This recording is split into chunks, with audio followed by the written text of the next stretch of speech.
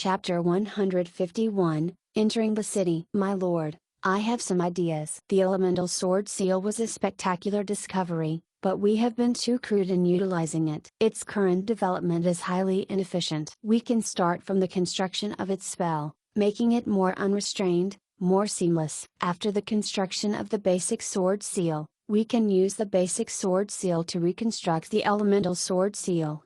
Every time Cohen suggested something to me, a bunch of jargon that I can't comprehend will start to crawl into my ears. Then I will start sighing, wondering who was the mentor and who was the apprentice. Prodigious wizard who works hard to become a knight, while learning alchemy and magic at the same time. She is Kathleen Solia from the Gentleman's Alliance. My knight squires are a bunch of weirdos.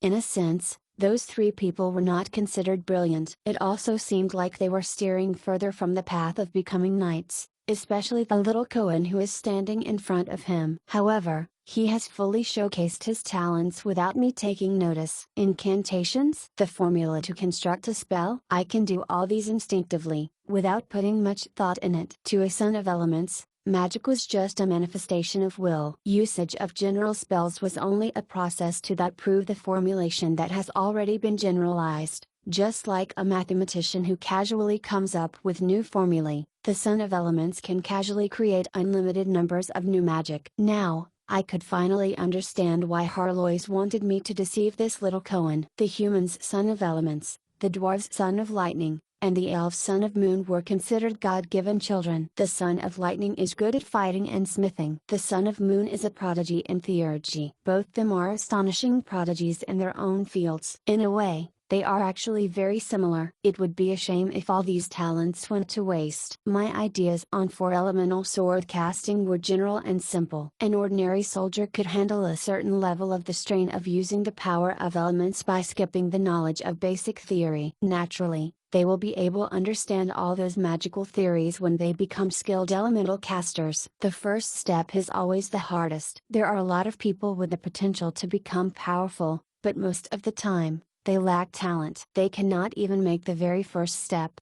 To Cohen, this was a brand new world. It was true that my arms were weak, but I had the sword that did the heavy lifting in place of my arms. It was true that I cannot run fast and jump far, but I have my mark of wind that becomes my wings. It was true that my sword cannot penetrate the scale of dragons, thus I will have my mark of lightning summoning to serve as my sword edge. The dream of becoming a knight motivated and kept Cohen moving forward. On the other hand, Harlois became the contributor of an uncountable number of theories. There were new results and advancements every single day. Based on what I observed, this kid, Cohen's level was increasing at a lightning speed. Yesterday, he was a level 15, 4-elemental mage knight. Today, he is a level 17 mage knight. It is safe to say that in 2 more days, he will become a level 20 mage knight. His dedication had brought out the best in this brand new class, the 4-elemental mage knight. Sword seal of black tortoise, the coiling of the glacial serpent. The magical power of ice will spread through the ground without being seen, and it would surprise its opponent by appearing under their feet, freezing them to the ground. The most important thing about the properties was that ice can freeze, lightning can paralyze,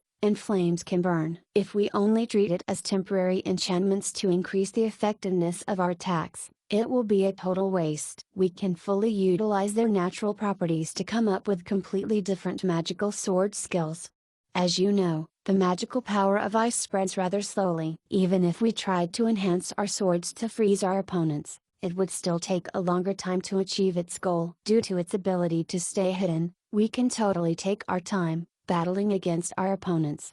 Still, there was a limit to Cohen's ability. Also, he had not come up with any new sword skills. But, by changing his method of battling, by utilizing the right elements, the total combat effectiveness of this brand new class has been increased by 3 times. It was imperative that Cohen gains the ability to hear the whispers of the elements. It would actually allow him to discover a new way for this class to improve and develop other elemental sword skills. Congratulations, Master, for acquiring new magical sword skill, the sword seal of black tortoise, the coil of glacial serpent. This skill will be automatically included in the class system of the 4-elemental mage knight. System notification: Looking for the reward of inventing new skill? How dare you ask for a reward? What did you feel when your own apprentice taught you this new skill? Don't you feel ashamed? How long do you think you can deceive him from the rate of his improvement?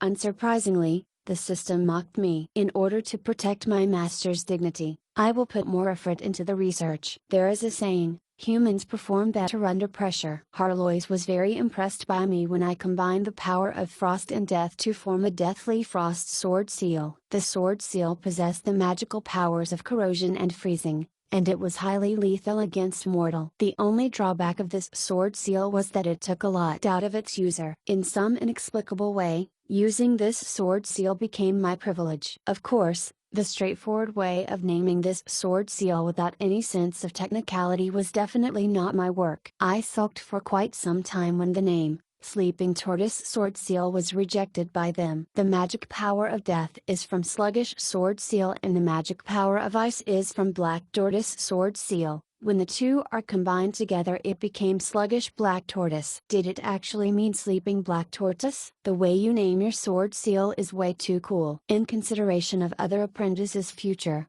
please leave this place and entertain yourself at your own home. What was with all the bullshit? But, when I saw everyone around me nodding their heads and agreeing with comment on my sword seal's name, I had to accept this bitter fact. Actually, I thought of a name for your sword seal.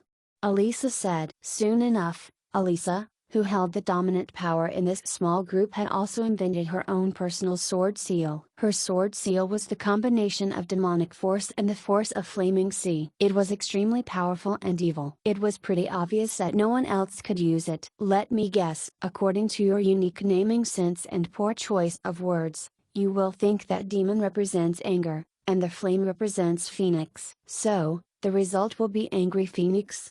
No, it should be Angry Bird. And the sword seal of yours with the combination of fire and ice should be named as, the Song of Fire and Ice. Too bad, I still have a few other names that I have not used. The combination of wind and earth, Azure Dragon and White Tiger, can be named as the Fighting of Dragon and Tiger. The combination of ice and wind, Black Tortoise and Azure Dragon, should be called the Romance of Dragon and Serpent. I said it with pride and joy. The apprentices around me did not say anything. They just nodded and left the place one by one. Nobody else asked my opinion in naming sword seals anymore. Maple City, it was a small and less known city in Slough Kingdom. Yet, it had a special place in my heart. Back in those days, I had a war against the armies of beastmen. If I recall correctly, this city used to be a temporary command center. The war left behind quite a number of historical marks. There was a war museum somewhere in this town. Now, this city had become the focus of every northern countries. This was due to the fact that this city was near the capital city of Slough Kingdom, Anton. The area in front of Maple City had become the territory of the beastmen. Naturally, this city became the gathering ground of reinforcements coming in from different countries. I got in the city before dawn, and the gate of the cities were still shut. The guards were trying to stop me from going in. In some way, on this ground, my face was the best gate pass. The soldiers were stunned for a moment when they saw me. They saluted excitedly and then the door was opened wide for me to go in. Open the door. Here comes the Lord.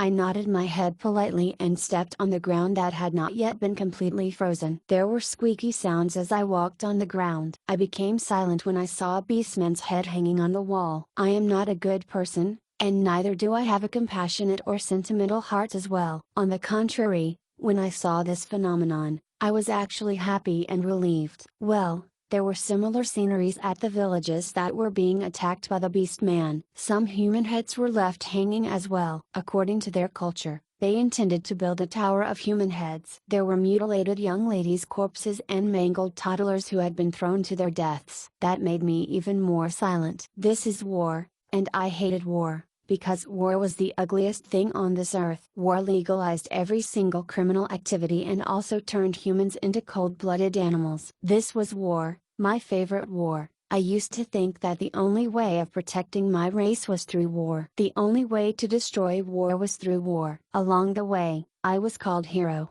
devil, butcher. There were mountains of bodies behind my back and I'm afraid that the so-called butcher among the beastmen will never catch up to number of living souls that I had reaped. When I was known as a hero, I had slaughtered an uncountable number of living souls. I was the hero among human beings, but among beastmen, I was known as the butcher and the devil. I was used to scare the beastmen's kids if they didn't stop crying. The reason? Well, I guess I was the first one to actually carry out their culture of building a tower of heads with the help of ground and aerial units. This was war between countries. The racial war between humankind and beastman. I had no idea how much grudge both sides have retained. When the war began, even the worst crimes will be seen as sacred and heroic. Was I a hero, a butcher, a devil? I'm afraid, I'm all of the above. I had never considered myself as a saint. But before all those who constantly stir up war are put to rest for good, it was necessary for people like me to continue existing in this world. Small-time war criminals like me will not be willing to sleep alone when the real villains sit atop the temple,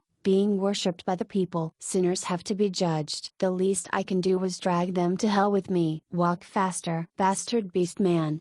The soldiers yelled. A group of beastmen were being chased out by the soldiers. Judging by their human-made attire, they should be the permanent residents and businessmen of this place. In some way, Slower Kingdom's open and peaceful strategy was working. There was a few decades of trading history between humankind and the beastman. With the constant trading between two races, there were a number of permanent residents staying in the city, along with traders who dropped by regularly. Well, obviously the war happened without any prior notice. So the humans who were staying in the beastmen's kingdom and vice versa had no chance of returning to their own kingdoms. They became the first victims of the war and also the punching bags of their opposing races. I'm afraid that the heads of those beastmen that were being hung on walls, belong to spies who tried to scout this place and spy on the permanent resident here. Are they spies or scouts?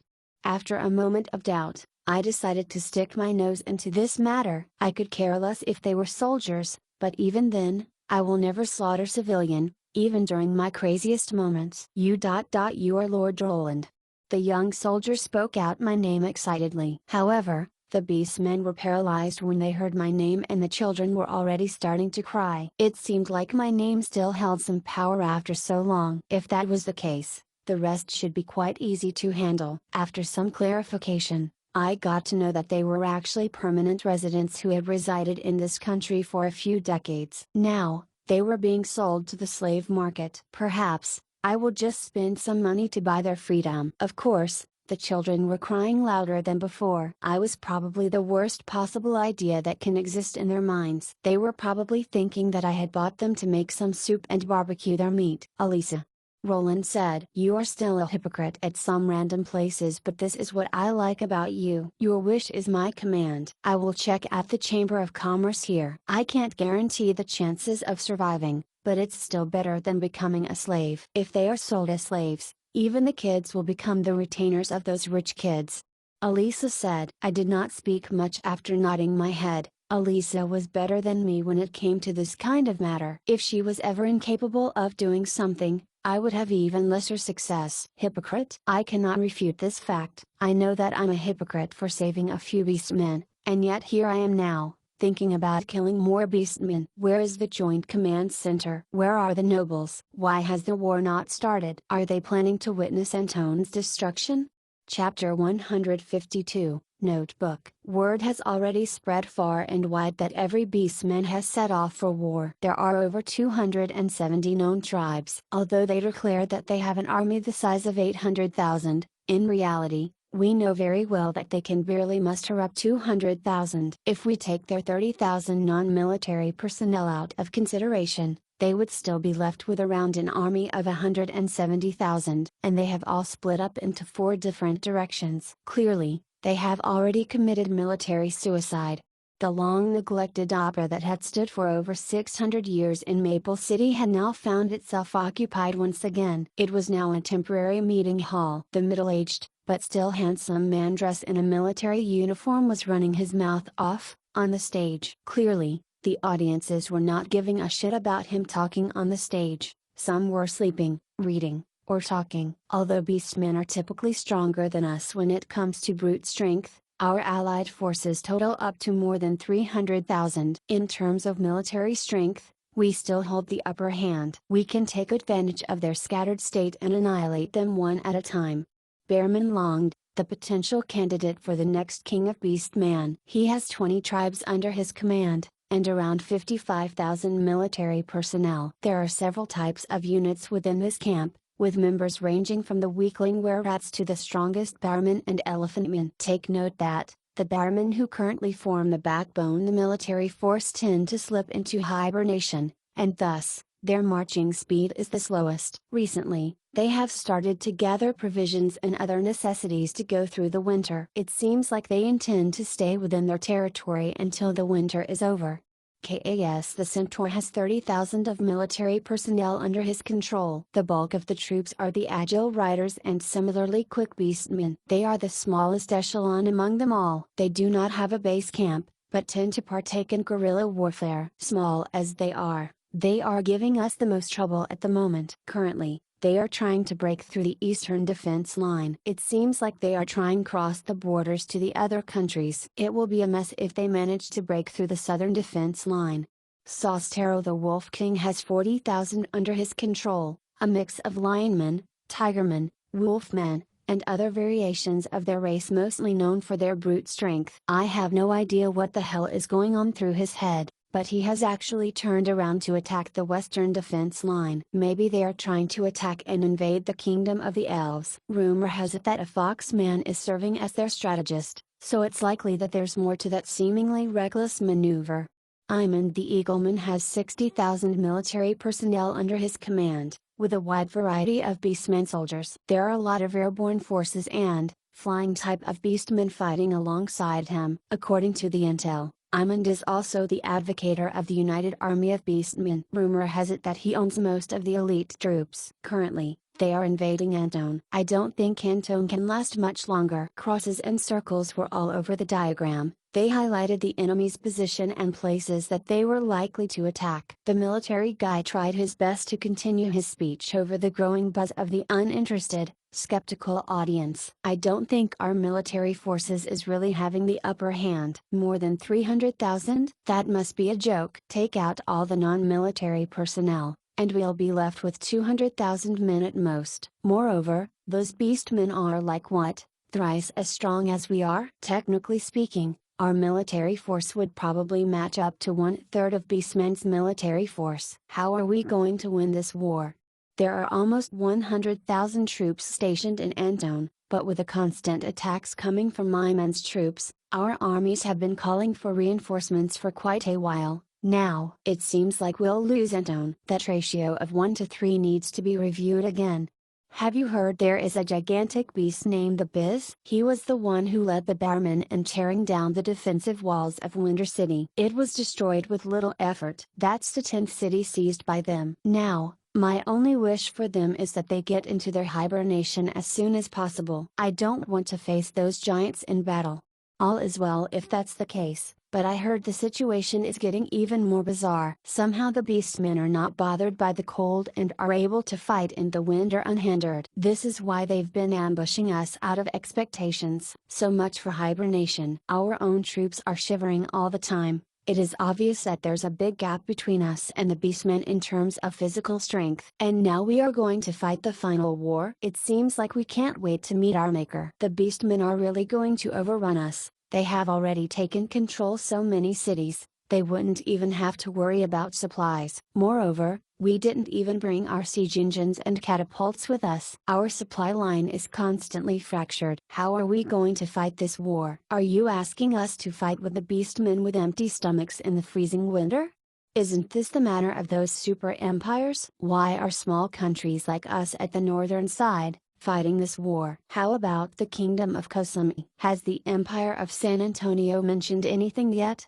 If the leaders of beastmen are fighting against their own king, then we humans are like platters of sand, hiding behind each other's backs, hoping that we don't become cannon fodder. Due to the sudden attack from the beastmen, our first fallen city provided them with enough supplies and shelter. The reinforcements that came after looked more like guests and soldiers. A huge amount of beastmen came down from the Orizon Mountains. Their numbers aren't much in the face of any of the super empires, but most of them are elites, And if the 6 northern countries couldn't possibly send out all their troops to assist us, the total number of troops from all 5 countries is 200,000. On average, each country sent out 50,000 troops. The final war has yet to begin. People were looking for more reinforcements, but the beastmen merely fortified their positions, obviously with different purposes and goals in mind. Thus, they couldn't have been acting as one. The main focus of Iman's troops was to take down Antone City, so that their leader could take credit for it. There was no conflict of war strategies between humans and beastmen. Naturally, the war had been dragged longer. Also, most of the generals from the northern countries were hoping that the war would be dragged on until next spring. It was to buy them time to carry out large-scale stratagems and take the upper hand of this war,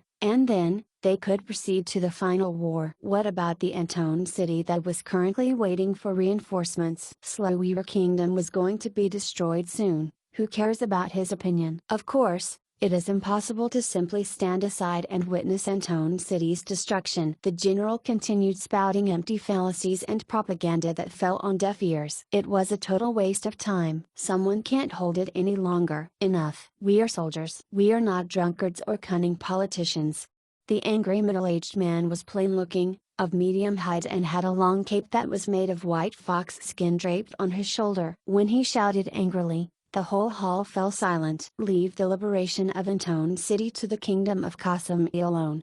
His voice was calm, but it shook the entire hall. Every country had rejected that troll because it was too risky fighting with Iman's troops. When the middle-aged angry general spoke up, he actually decided to pick up this mission impossible. Time is of essence and you people are wasting it. We have reinforcements and the beastmen have reinforcements as well. There are at least thousands of beastmen tribe inside the Orzan mountain, but not all tribes will respond to Iman's command. Some tribes who may or may not have had good relations with us in the past will definitely see our weakened state and the lands there are just waiting to be claimed. Do you think they will just sit there and not attack us?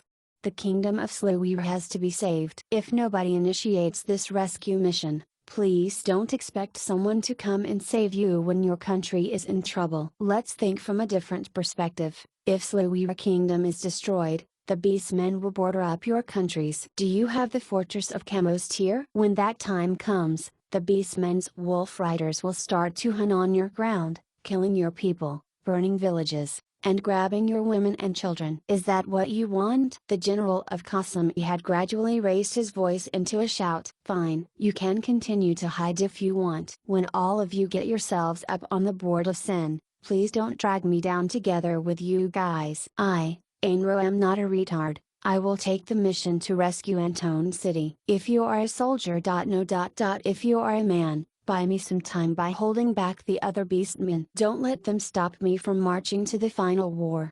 Finally, some solid talk after listening to 3 days worth of bullshit. I started to stir from my slumber when I heard the speech from General Ainro. Who is he? All the missions have been debated angrily. These bunch of imbeciles has finally done something good. I wonder why all these arrogant bastards are listening to this deafening general. Is he famous? Of course. He was different from those imbeciles who were being manipulated for 3 full days. He was the big shot from the meritorious board. Also, he was not considered as the general of Qasim for nothing. Ainro the Black Bear was quite famous in my country, San Antonio. Amelia was here earlier than me. She lived in Maple City because she did not want to travel everywhere to hunt down rangers. Naturally, she became the temporary leader of East Mist Communal Country. She did not look like she was in her best mood, with all the sarcasm dripping from her speech. Meritorious board? What's that? And also, what was that sinner's board he mentioned? Looks like I became a piece of antique, left out of this era. We have all these stuff in my era as well. Maybe you didn't notice. The name is, The Notebook of Pixies. The work of those pixies, seems like they are free as usual.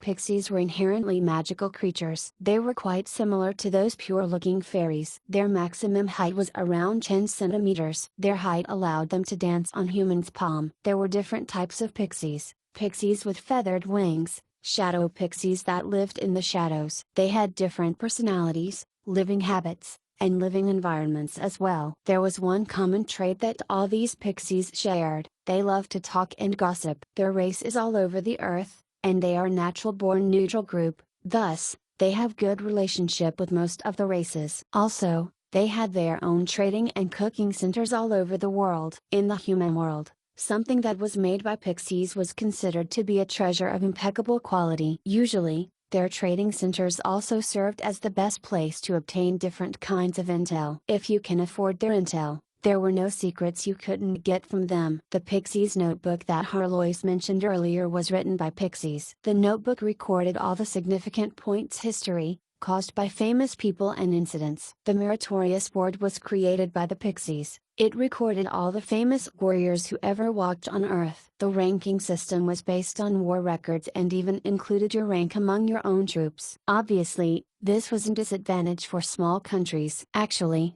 a Master Meritorious Board supersedes this board, also known as the Board of the War God. All the famous warriors throughout history will be included in this board. This board is pretty convincing. Basically, if your name is listed in this board, you can be considered as a valuable asset of your own country. Historical people, ancient warriors. Seems like I'm overthinking things now. But me.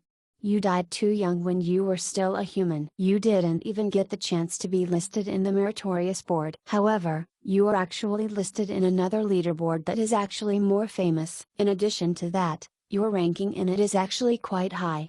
I was getting really hyped up. I couldn't believe that I was listed in a board that was even more popular than the Meritorious Board. Did I become such an important figure? Wasn't the point of living in this world to leave some marks behind? Could it be that I actually left some historical marks behind without me realizing it? This was a huge surprise for me. What kind of leaderboard? The ultimate apocalyptic leaderboard. You are the Undying Roland, ranked 33. My face turned black after hearing what he said. I knew this leaderboard. The people that were listed in this leaderboard were known as troublemakers, walking catastrophes, and plagues. If they were dangerous enough to the point that no one would even dare to lay a finger on them, they will eventually be listed in this leaderboard. This is bad news. No mortal being can fight against it. If you see them, just run for your life. If you run into them, well, you're just out of luck. I thought this was the essence of the ultimate apocalyptic leaderboard. My other identity? If Roland could get on the board, then, the King of Eternal Night should be listed on the board as well. No, he was not listed in the board from the beginning. It looks like the Pixies deliberately left out the person. They never explained any further. I will need to pay more if I need more intel. Shit. My true identity has been uncovered out. Isn't it normal to be found out? Did you even try to hide yourself? All you used was a piece of the Wind of War flag as the flag of the Royal Guard. Do you think you're surrounded by idiots? I nodded my head. The truth was, I did not even try to hide myself. When I decided to avenge others in the past, I had let the opponent know the reason why I killed them. It was totally normal for all these well-informed pixies to know my true identity. Also, they had probably sold some intel on me for a lot of money. Actually, I know quite a few people from the leaderboards. The one who is ranked 99 is Molly the Red Dragon. She leaves a trail of destruction behind everywhere she goes. I think you should know her. Also, the evil professor, Harlois the Black Magician, is ranked 46. Looking at the name, it does not look like she has a lot of power to bring destruction. She did produce a lot of good students. For example, you. What is your ranking? I sighed. Remember how tough the Dragon Mother, Molly, was? When she failed to bring more destruction underground, she went above ground again to create more trouble. I was so full of confidence and I asked, if Harlois and myself are on the leaderboard, I'm pretty sure the Amira standing in front of me is in the list as well. Last I checked, I was ranked 57, under the moniker, the Naughty Storm Lady. Initially, I was ranked 69. 3 of my friends who ranked in front of me had kicked the baskets. I happened to have killed one of them. As a result, my ranking jumped again. All in all, my ranking has gone up by 12. She stated it with some pride, but I don't think she has anything to be proud of in the first place. Nice. That title is way cooler than mine. What the hell is Undying? It's so not cool. Can I request to change my title? I'm glad that you think my title is cool. You have good taste. Others say that my name is totally uncool. That actually makes me very angry. But, no matter how you try to compliment me, I will not give this title away to anyone. Shit. I can't believe you saw through me. Then, Can you please contact the pixie? This title is really bad. I have to change something cooler. For example, titles like, The Invincible, The Genius, or even, The Forever Lovable Roland. So, the title that you decided is, The Stupid, Selfish, Hideous Roland. Leave it to me. I will contact the pixie for you. I can't believe the elves were actually so bound to reality. Titles like this should be easy to acquire. They couldn't do anything about our daily arguments. Ren and the others were compelled to listen to the arguments. The general on the stage was talking non-stop again about the so-called strategy. These two persons had totally no idea about what was going on here. For these 3 days, I knew that if I continued to be a bystander, I would become one of those soldiers who will drop dead in a second thanks to stupid orders that I was stupid enough to obey. So, I stood up. Ainro, your setup is suicidal. I have a few suggestions and some intel. Maybe it is time for you to listen to me.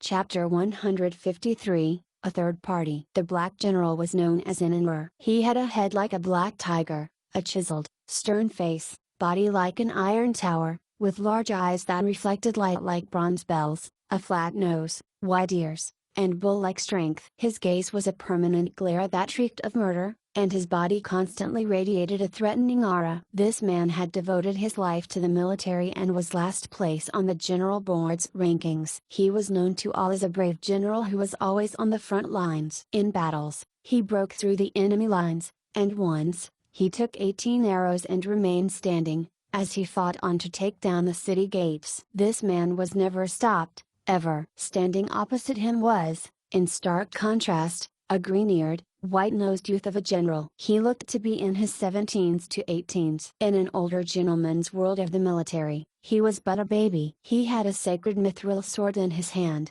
a winged tiger helmet on his head, an armor of steel on his body, and dragon-skin army boots on his feet. His face was beautiful, and he was dressed impeccably, but if one were to look closely, he did lack an air of authority. He looked a little too effeminate, with fair skin, rosy cheeks, ruby lips, and a smile was constantly plastered on his face. One would say he seemed more like a model than a general. But if you were to underestimate him because of his appearance, then you could not be any more wrong. The sword in his hand was none other than the famous Pale Justice. It had slaughtered many a vicious dragon, and evil monsters. Just think, if it is true that sacred swords always choose their owners, can a mere mortal wield such a sword? Can this be a normal man? The silver-armored great General Roland, though only the age of 28, had already spent half his life on the battlefield, was a renowned junior general. People knew him as a chatterbox, silver-faced white dragon. Despite his youth and delicate appearance, he was as comfortable in court as he was in the household, and that silver sword was stained with the blood of evil. Tales of his battles shook the entirety of Ike. Those dragon skin boots, that looked just like any other pair of boots, was made out of the skin of a 9-headed dragon that he had tracked through ravines to slay. A man such as this, could he be thought as a commoner? The problem was that, both of them had massive tempers. The more famous they were, the more stubborn they got, and the less they would pay heed to any advice. It seemed that, at that moment, the two of them were having disagreements regarding the war, and naturally, being warriors, once they were met with a disagreement, they would draw out their swords in hopes for a closure on the matter. And what a match it was! With a black and a white general, friction was bound to happen, on top of an already hostile history of unresolved bitterness. The black tiger against the white dragon, this conflict will prove to be a match of the ages. Right in the middle of the court, standing on the platform, the two of them glared at each other. The dark-faced one thought the white-faced was unreliable due to his delicateness. The white-faced one thought that the black-faced was too ugly and terrifying to the innocent. Anger and fury ignited the air, spewing a murderous aura that visibly warped the air around them. Finally, the two of them drew closer, and met at last, nose to nose, eye to eye. Then their lips touched. Yes, they actually touched. This is the spirit of victory. This is the ultimate victory of the hag's will. At this moment, Roland followed the glorious tradition of the philosophers. It was as if the spirit of Abgil, some famous homosexual man, or King Billy, an even more famous homosexual man, lived in his body. Roland alone represented the long-standing history and tradition of homosexuality in all of Ike. At this moment, he is not alone in this fight. He is not alone. Elisa. It's enough that you have been telling a story beside me, and now you are making up all these nonsense. I will send you back to the abyss where you came from. Don't think for a second that I won't do it. As I was fuming inside, Elisa, who was making up ridiculous passages as if she was possessed by some narrator, finally stopped talking. Yes, the passages above were all made up by Elisa. It was all fiction. I never was a homosexual, never. There was a silence, as I gathered up my wits to size up my opponent. Blackberry Norson, a citizen of San Antonio, 44 years old, honorable Earl in the military. He joined the army 27 years ago, slowly climbing the ranks from a common knight to a general. He always led the army, galloping towards the enemy lines. His most victorious battle was when he led his men and rode thousands of miles through the night, breaking through the encirclement of the neighboring country, and then took over the 4 cities that were under the rule of his opponent. The reviews on the honors board of famous generals, an old general rich in experience, his methods of utilizing soldiers were practiced and traditional, hated raiders, does not have any special strategies, but neither does he have any obvious flaws, has never faced any great defeat. During critical times in battles, he would fight bravely, and under extreme conditions, he would still fight his way through a path of survival. He was a brave general but not a particularly intelligent one. I suppose Elisa's one virtue was that, although she normally had a malignant tongue and was always giving me these sort of surprises, when it came to important matters, there would never be any mistakes. When I asked her to provide me information about someone, although she relied a bunch of nonsensical stuff with it, she would still be able to give me what I want. A practical general who was not an academic? Isn't that what people call old-fashioned? But this seems like trouble. Huh? No flaws, no virtues either? In other words, that mean he is full of flaws, isn't it? Well, may I ask, in your opinion, what counts as an academical military man? A bookworm who only follows every military book written to the word. Just draw a hole and he will burrow into it himself. This is just too easy. Do you want to know your own assessment? There is a passage about your own strategizing tendencies. Oh, you have that? Of course, I do. I had been planning to buy it from some pixies when I get back. Good that you have it already. The undying Roland, Roland Mist, the last prince of the Mist Kingdom, also in recent times famously known as the most powerful necromancer and Emperor Yongai. He was also the founder of the Ziluo Empire and their supreme leader, and he has had the honor of being 33rd in the ultimate apocalyptic leaderboard. He is known as the Undying because he possessed the extraordinary ability to resurrect himself, and he is also the precious few who can skip over incarnation cycles to maintain his current existence. This is the one and only case of multiple resurrections.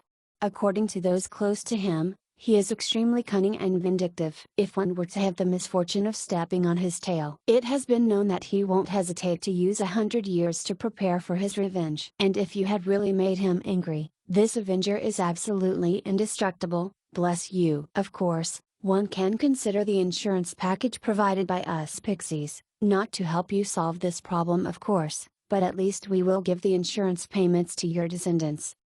According to an unknown source, this year's latest report, he once transformed into the Black Hand Baron Roland Charname, and later or a sword Saint Trollo Dambur to travel the world. Due to his undying nature, even if the world is destroyed, he will remain standing. So I'll capitulate on this. Do not offend him. Otherwise, in your old age, you will never know if this shameless cheater will come back and romance your granddaughter. This were the exact words of those who were once cheated by him. A source has disclosed that it is his senior from the same school, and this report is highly credible. As you can see, this person is rather psychopathic.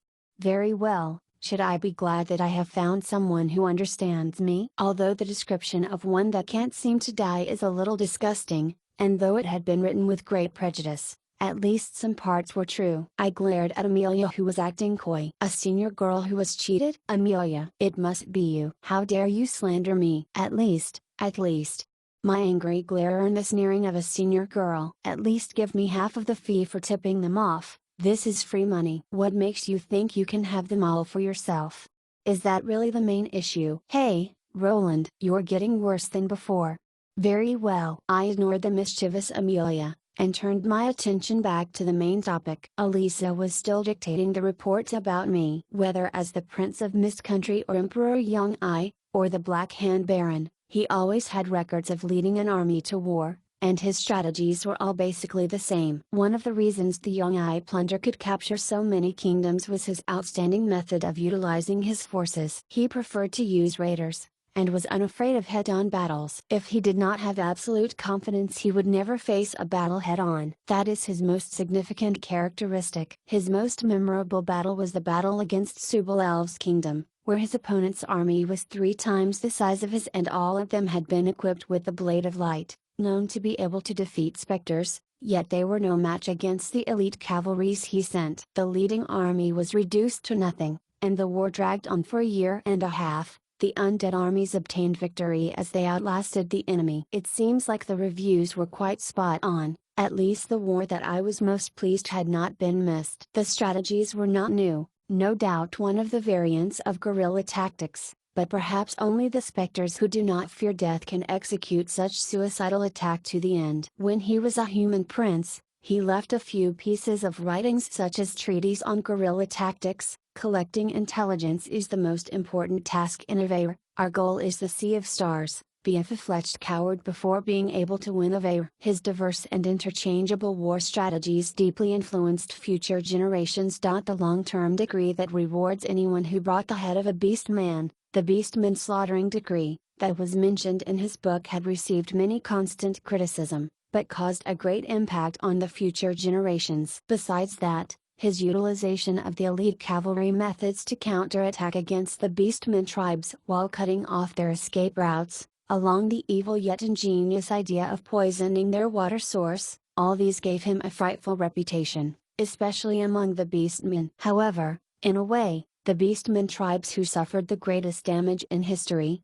have in recent times had the longest lasting safe haven in history. The Northlands had peace for more than 50 years, but this caused the rejuvenation of the spirits of the beastmen tribes, leading to the largest scale of beastmen attack on the south in 1,000 years.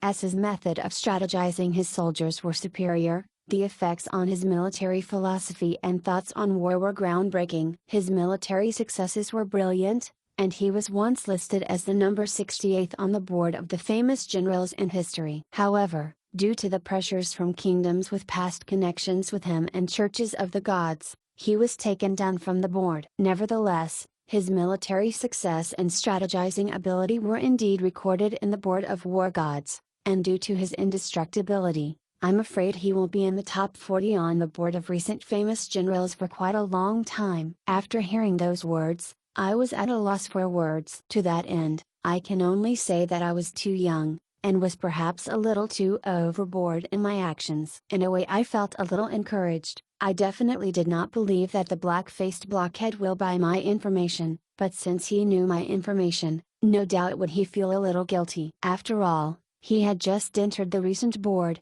and on the last place no less. While I was named a famous general in history, since I am of a higher rank, and among peers, those who are stronger and more famous have a more powerful say in the subject, especially since I am of a higher rank than him. At this time, as if rendered uneasy by the silence after my speech, Ainur spoke up. The content was very respectful, but his tone sounded a bit strong. Your Majesty, Roland, I do not know if you felt that there were any mistakes in my strategy, but I would be grateful if you could point them out.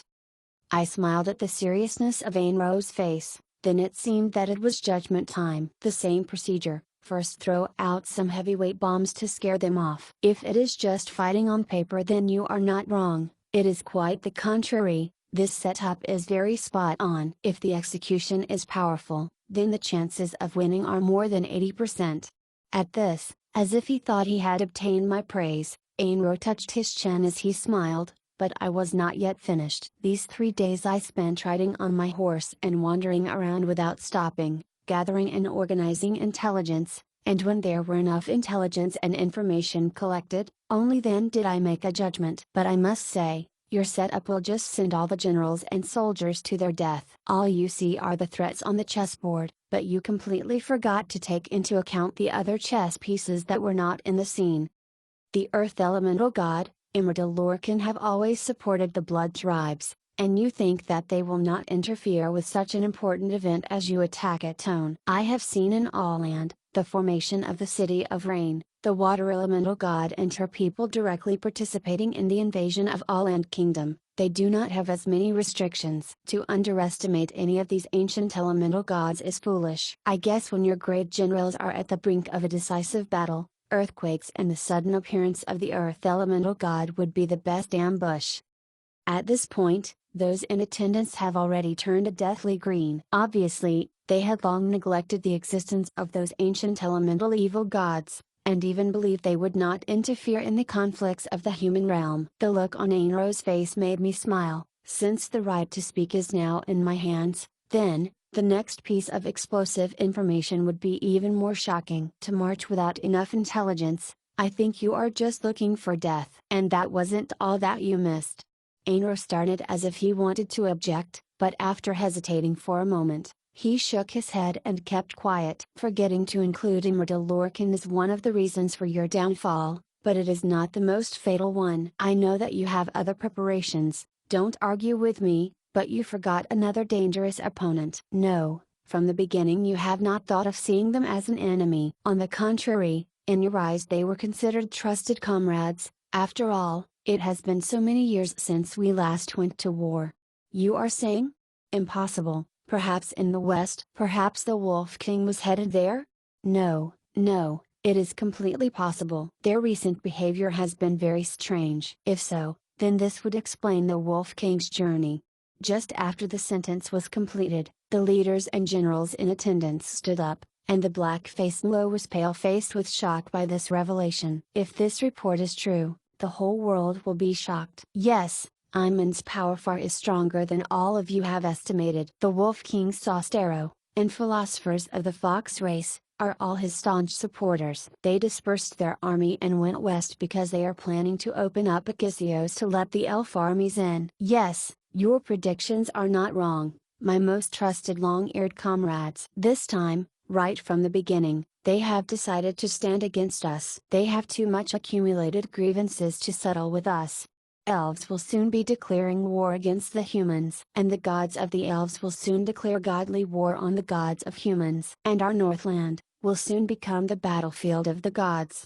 Chapter 154, The Elves. The elves, well known for their beauty and longevity, lived inside the peaceful forest. They were pure, kind, and lived a simple and self-sufficient life. They typically lived in harmony with nature, but whenever this world is threatened by evil, they would unhesitatingly rouse themselves for battle, and would fight to their last breath. Only the children would believe such a fairy tale. If there was a race of such innocence and purity, they would have been exterminated long time ago, by any big war evolved from the stray projectiles from the crossfire. In Ike, these long-eared folks were doing quite well. They might be beautiful, but they were definitely not kind and naively gullible as the legends suggested. As a powerful and prosperous race, some trickeries in the best interests of their race were inevitable. Pure and kind? Where do we find such elves? In my perspective, the elves are just a bunch of pretty long-ears. Their beauty and longevity are undeniable, but obviously, they have nothing to do with purity and kindness. In fact,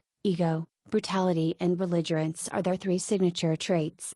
Their ego could be justified by their historical background. As the race which had once occupied over 70% of the continent, and with their fellow gods serving as the strongest divine system in the world, the elves used to have it all. They had been treating the short-lived humans as uncivilized vulgarians. Granted with an eternal life, well-established traditions, magic and martial arts, they treated all the other races with contempt. Just like the pixies, the elves were divided into factions. The difference was, that all the pixie members were on equal footing. In the contrary, the elves practiced an extremely prejudicial hierarchical caste system, which was determined by their bloodline and could never be transcended. Akin to the first generation of humans, the high elves once graced the earth with their golden footsteps, but they no longer exist. Nevertheless, their lineal descendants, creations, namely the wood elves, the moon elves, the night elves and silver elves became the four elven aristocracies,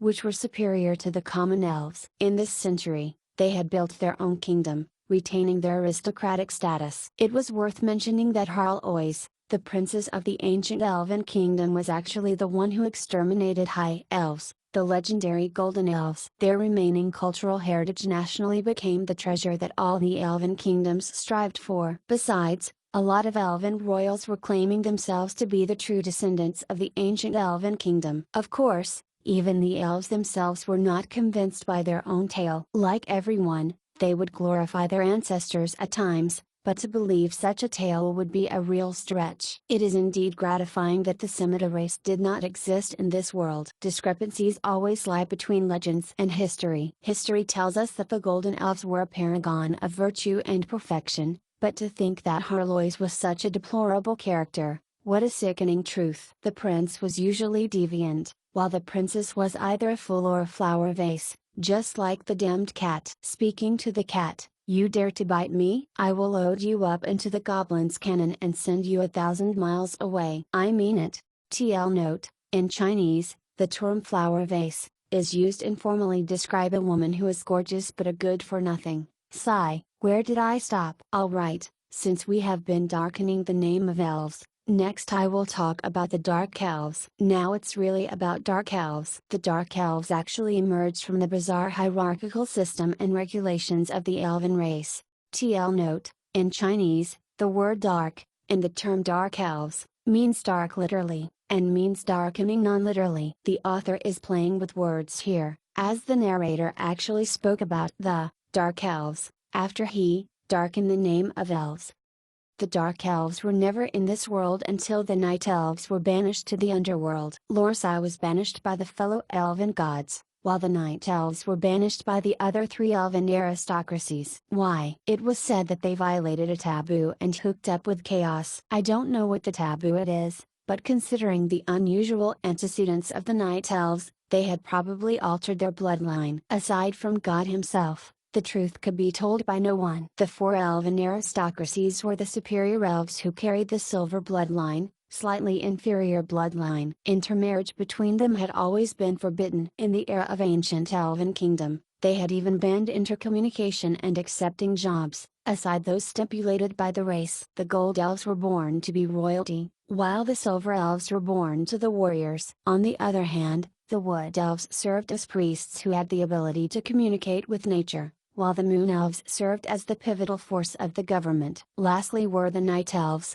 They were in charge of all sort of underground activities. As for the rest, like the medium elves, the lower elves, and the hybrid wild elves who were disdained, rejected by their own race, they were no more than vassals of the four elven aristocracies. A majority of the medium elves and the lower elves belonged to the bronze faction. The hybrid wild elves were usually the black metal faction, but a precious few of them could be mutants whose power surpassed even the superior elves. Even today, there are still some old fogies practicing the law and order enforced by the ancient elven kingdom, that the four elven aristocracies must serve the golden elves, and all the other classes of elves must serve the four elven aristocracies. Such a hierarchy system was perceived as the root of the elven society. If a man's fate is predetermined at the moment of his birth, the social progression is in deeper trouble. The gap between different classes would only get bigger, and the contradictions would only lurk beneath the surface, forever unresolved. In short,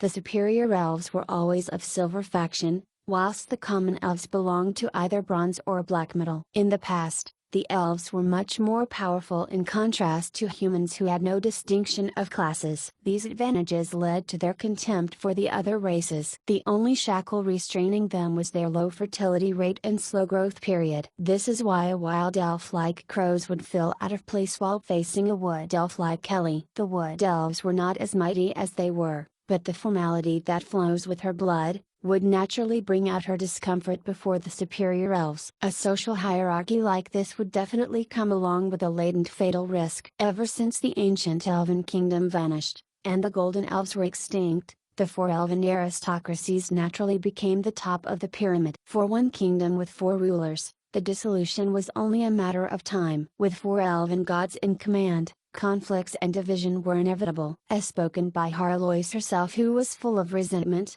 the fall of ancient elven kingdom and division of the elves were closely related to the fellow gods of order, especially the fellow elven gods. I have to emphasize that they were asking for it. As one ancient species, Golden elves could not care less for their descendant gods. You were once my vassal, how dare you disregard me right after turning into gods?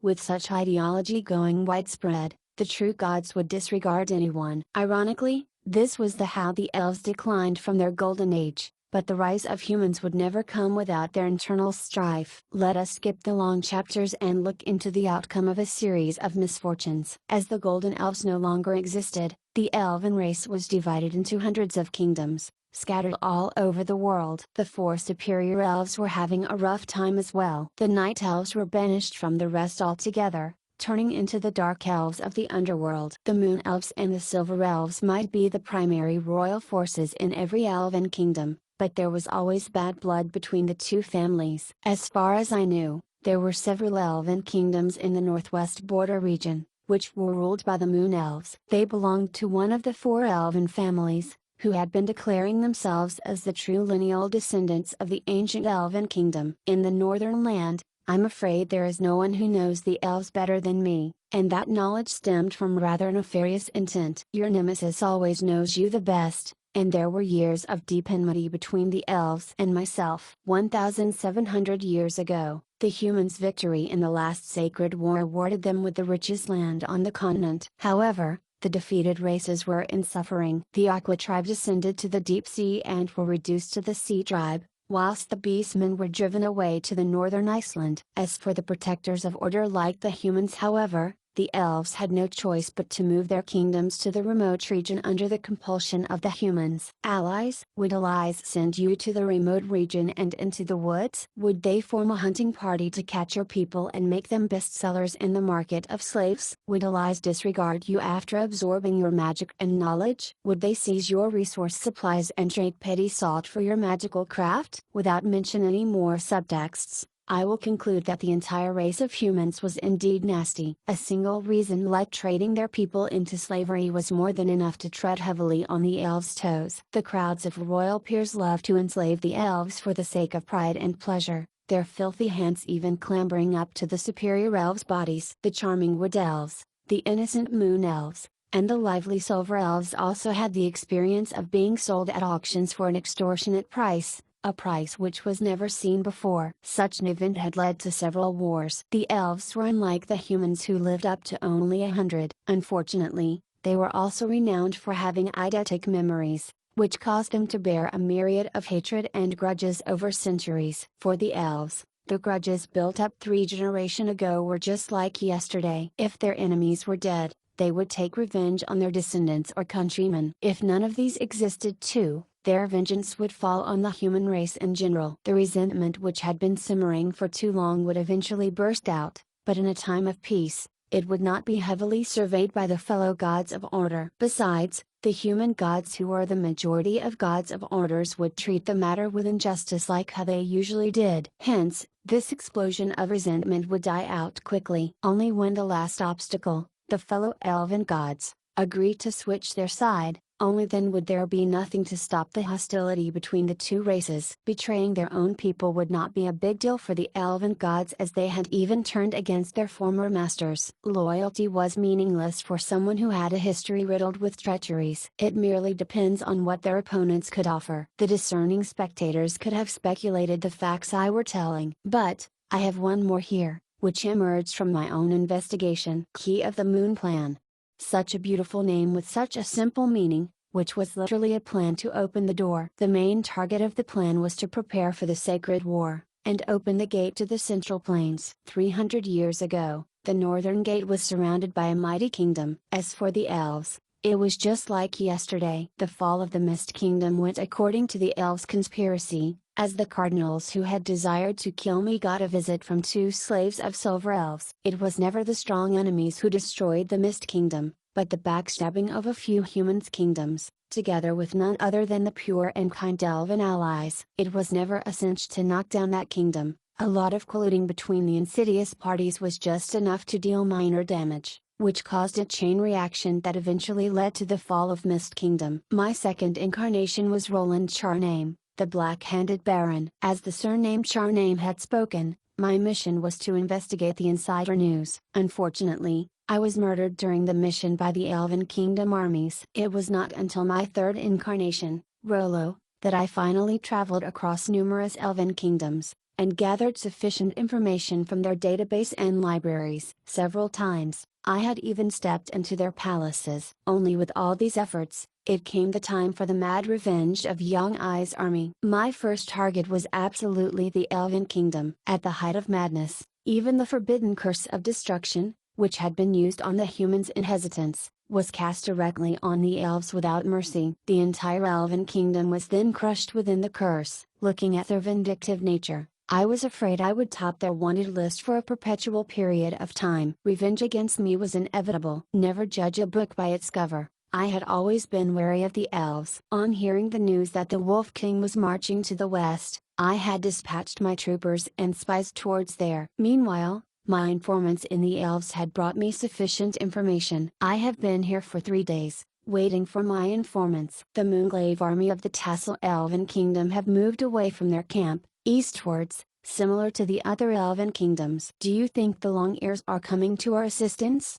There must some clues to the secret activities within the Elven Kingdom. The gods of law had been watching over the conspiracies between the fellow Elven gods and the gods of chaos. Owing to the frequent notice and warning by the cathedrals, everyone was astonished by my judgment, and without even suspecting it, they started to think about the next step. How is this possible? The elves and the beastmen are bitter enemies. You fool! 2 enemies are allies in front of a common enemy. And what are allies? Ask those elven slaves in your house. Not all the elves wanted to fall out with the humans. Was it a clan, or just a tribe? Please validate the truth before jumping to the verdict. Your Majesty, it was not a query, but could you provide more relevant information? I turned abruptly and walked away from the clamor. The information I had thrown meant a lot, which will definitely keep the leaders of all countries occupied for validation, organization, and reporting. By then, their reckless march would be stopped, and my target was achieved. In such chaos, I was not interested to carry out any discussions, as I had a lot of things in hand. I do not have the mood and time for them. I would not count on these guys, and the Borealis was arriving soon. With these reinforcements, this time, we shall hold nothing back. The new weapons, the new tactics, and the new soldiers, will bring about a new world. Let this inevitable war be my experimental plot. To be continued. TL Notes 1. In Chinese, the word char name, is homophonic to the word, which means investigate the insider news. Chapter 155, A War Without Mercy. Okisio's fortress, was dubbed by the elves as Shanker and Shanker, which means the Sinland in their language. Being the humans' fortress closest to the northern Elven Kingdom, it served as the major pathway to all the Elven countries. It was also the main source of supplies for the slave hunters. Naturally, it turned out to be the best trading market for Elven slaves in the northern region. Amongst the elves of all regions, the northern elves were considered the weakest. Unfortunately, their neighboring kingdom, the Slawira, could do nothing to hinder the slave trade for big merchants from all countries. Hence, this trade route became a disastrous location to perform Elven slave trading. The wired second-hand dealers were helping the peerages and the agencies of special goods to get the latest stocks. Meanwhile, the ruthless mercenaries who were awaiting orders, as well as the city guard officers and troops, stood aside like nothing had happened. It was not surprising that the elves would call that place the Sinland. The merchants would risk for 100% profit. For a profit over 3,000%. They would trample all the world's law without a hesitation, regardless of whether they were ordinary, superior, or even the half-elves.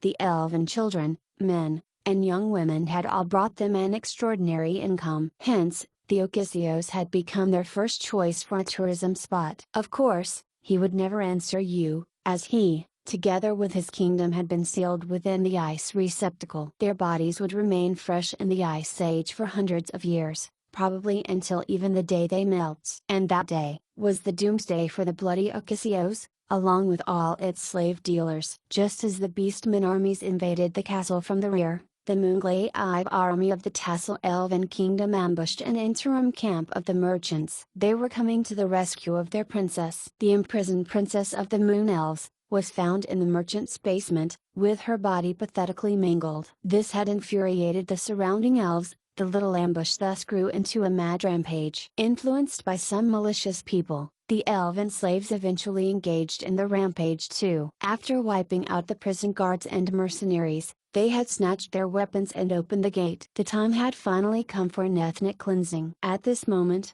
the arrogant elves would gladly accept any help from the beastmen. Resorting to violence like the beastmen, they had developed an inclination for sadistic pleasures besides assuaging their resentment. They even praised the beastmen for their inhumane massacres. A strongly worded declaration of war was very soon delivered to Antone, which was under the beastmen's attack. Tassel Elven Kingdom and the other elven allies were declaring war against the Sluweir. The third party's interference in the war had brought astonishment to the whole world. Myriads of letters were drifting to the north like the snowflakes, and the cathedral envoys were running back and forth. Unfortunately, the communication canal had been sealed. Meanwhile, at the protection area of Moonglaive Army, the face of Commander Alvin Newleaf was filled with grief and sympathy, as he stared at the severely injured Moon Elven girl who was deeply asleep. "Your Majesty, are you cold-blooded?" Princess Suana was still a young girl, and she was your one and only daughter.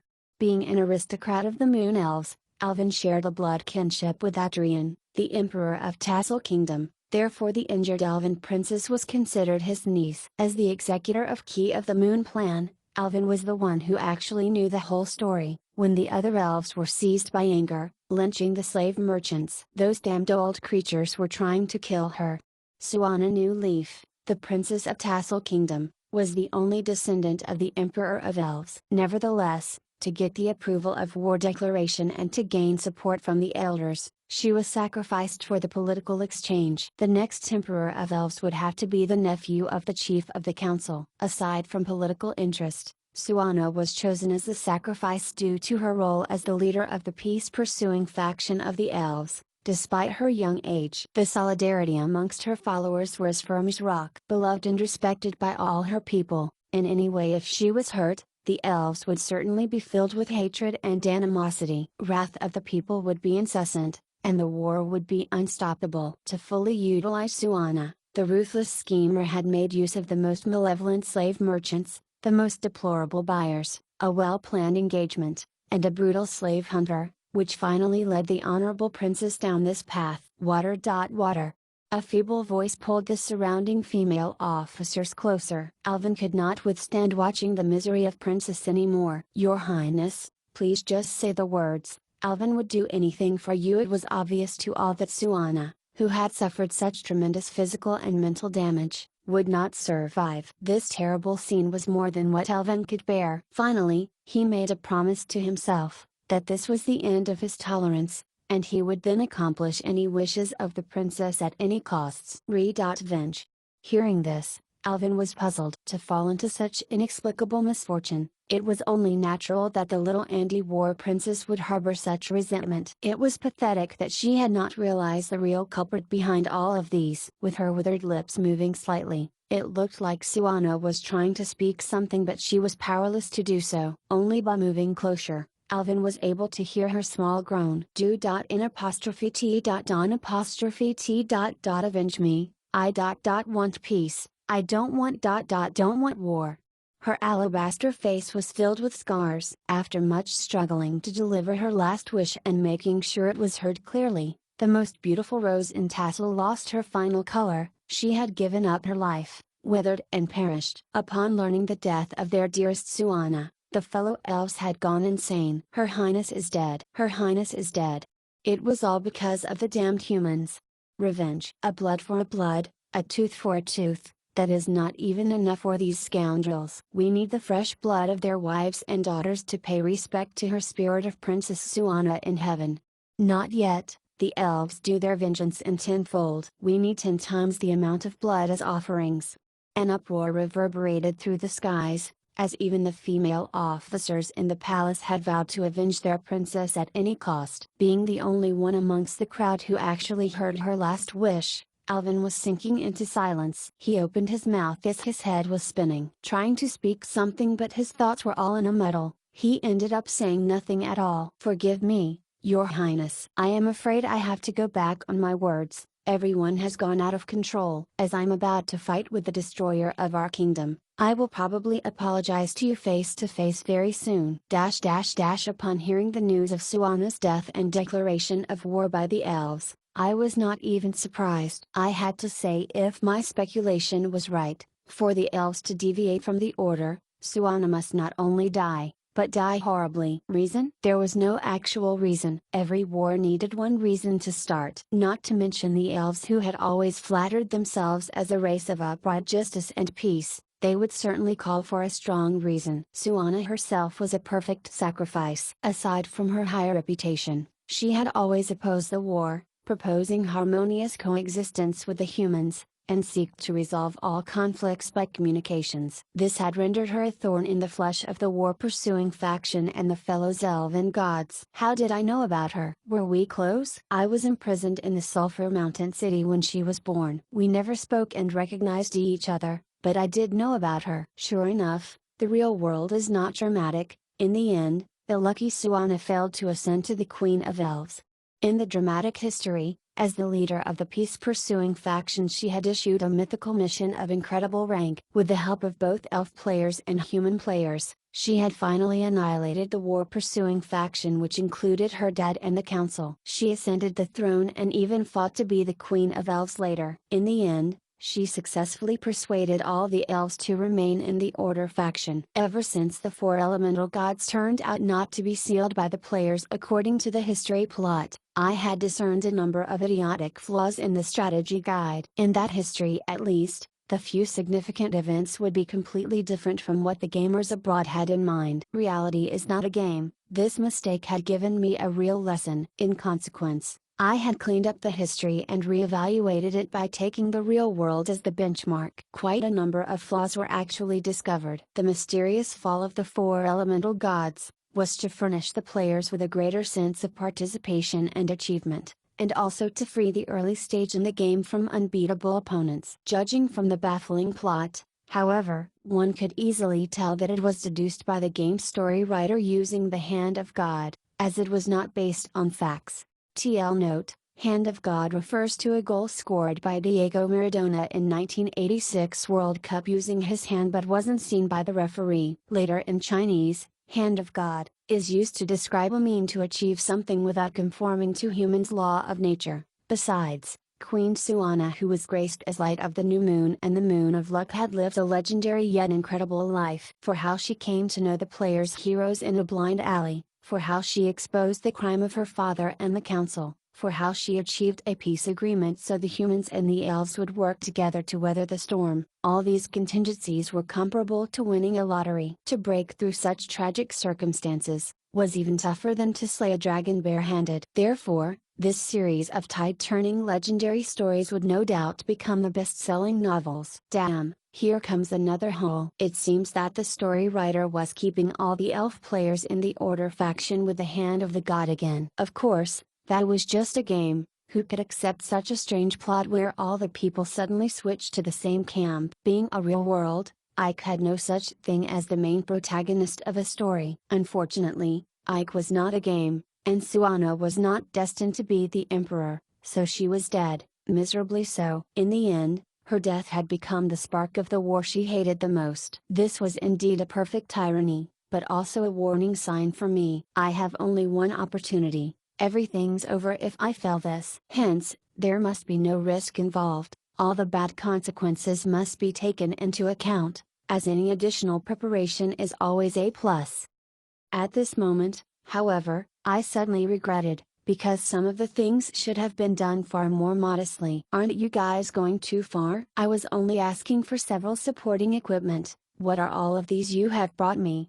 In front of me was Pierre Papin, Runa's daddy, the vice captain of Borealis. He was demonstrating the equipment requested by me. Sailor outfits? Fake animals' ears? You call these weapon equipment? What I want are single soldier communication devices and enchanted armors. Did you hear wrongly?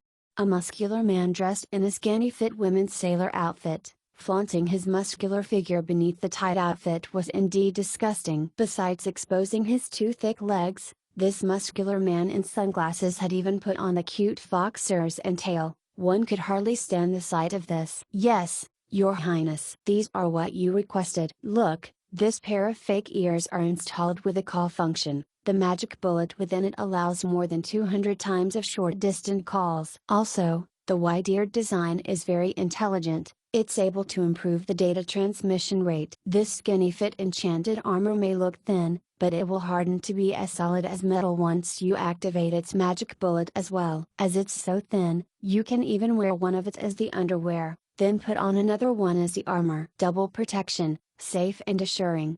And this foxtail is more than a decoration, it actually contains a small battery which can recharge all the body equipment for more than 3 times. It is estimated that a single soldier will use those equipment for more than 3 hours. Unbelievably, I had tested and found these equipment to be super effective. Many theoretical limitations had been overcome and their completion was much beyond expectation. Who is the designer? I would like to have a serious chat with him. Has our technology advanced so rapidly? Why implement such decent technology on these strange designs? Can't he make something normal? Something just like plate armors and headsets. The chief designer, Little Timmy Lade, was here a moment ago. There were some who questioned him too. He answered the well-concealed equipment were the best to play a crucial role, not to mention, cuteness is the true justice. That seemed to be his principle as a designer, and nobody was able to change his mind.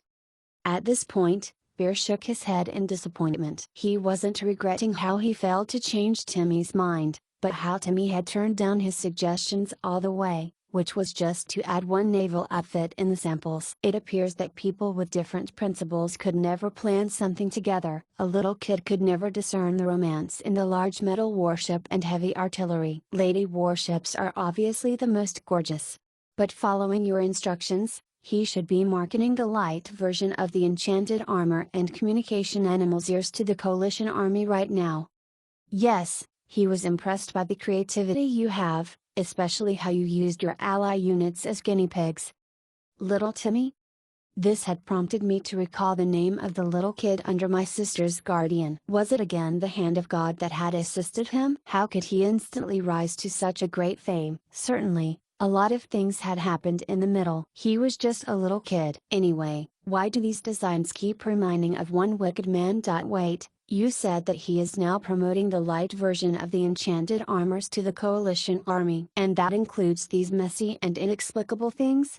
Yes, here is the purchase order by Lord Olivia. She asked for your thorough review. These products are designed by Little Timmy Lade. There are 27 kinds of animals' ears, such as cat ears, dog ears, fox ears, etc. There are 19 kinds of enchanted armors, in the form of swimming suits, bikinis, black and sexy lingerie, etc. There are 4 kinds of chargeless magic swords, and 300 of them for each kind. At last, there are 4 kinds of demonic explosive grenades, and 2,000 of them for each kind. The grenades are a weakened version which is specially modified. Please send this data back to the headquarters immediately. Is there any question? Big question. Can these toys be sold? How am I going to face the people tomorrow? To think that I was peddling underwear to the generals of all countries, I really wanted to kill myself. Perhaps the news would spread across all countries on tomorrow, and everyone would be jeering me for taking the path of a pervert. I must stop this from happening before it's too late. He has just left for a while, hasn't he? Alright, I just need to stop him as soon as possible. It would be great if I catch him alone, as that will only be treated as a prank of a kid. After all, the bear kids were notorious for their pranks, so the adults should be able to comprehend it. Yes, they should be. Reluctantly. It had taken a load off my mind by thinking this way. Oh no. Lord Xuiti had joined the party and even volunteered to be the model. The last time I saw him, he was wearing a pink swimming suit that revealed his belly, and a pair of rabbit ears. I must say, that was a total tragedy, and the researchers had vomited on sight. Your expression not convincing at all. You are nothing better. Ugh, stop him now. Compared to the big guy in sailor suit at the front, with a little imagination, one could figure out how disgusting is the outlook of the stupid cow in pink midriff exposing swimming suit. It could make everyone go blind. Who would have thought that he even acted cute by putting on the rat ears? At that moment, I would rather destroy this world than to bear the imminent humiliation. At least, I would not need to prevent that from the happening. Chase him. The pervert beastman is heading towards there. Barf. Our brothers have thrown up in disgust. Can we chase later? Must catch him before more victims appear. Hunters, keep chasing.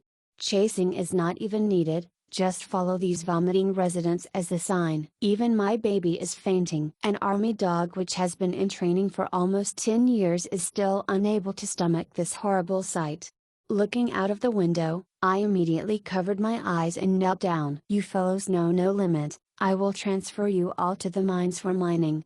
Not to mention about the foremost minotaur in a pink belly exposing swimsuit. For a muscular man who was 2 meters tall but wearing a women's swimsuit, it was indeed a living blasphemy. Elaboration would be unnecessary, as the scene of thick belly shaking periodically below the swimsuit while running was more than enough to render the spectators blind. Behind him, there were even more surprises. The goblin, Kabbalah, was wearing the trendy white nurse costume, but with his neurotic appearance, he looked more like a psychiatric patient who needed treatment. Meanwhile, Cassio was wearing a black erotic lingerie which covered the 2 nipples. It was almost impossible for one to stare at a centaur with his 2 nipples covered. The twin-headed Wendigo was wearing cat ears on his left head, dog ears on his right head, and a maid costume on his body. To one's surprise, he even put on lipstick on his bloody mouth. As one who was especially fond of maid costume, my eyes had gone blind right away. For Beifing,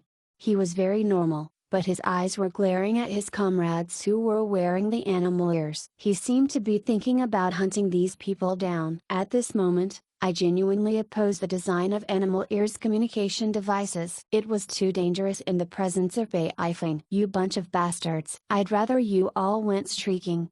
Chapter 156, Fortification. There was an ongoing debate about truth and culture in my office. I, on the other hand, was receiving a challenge from a junior. As a race that openly looked down on the other races has no future, those foolish long-earers are the most obvious examples. If you look upon the younger and different races as savages, you have as well closed the gate of advancement. Yes, well said. Keeping the old ways of thinking and closing up one's mind will only lead to mental rigidity, and one will, at last, be left behind times.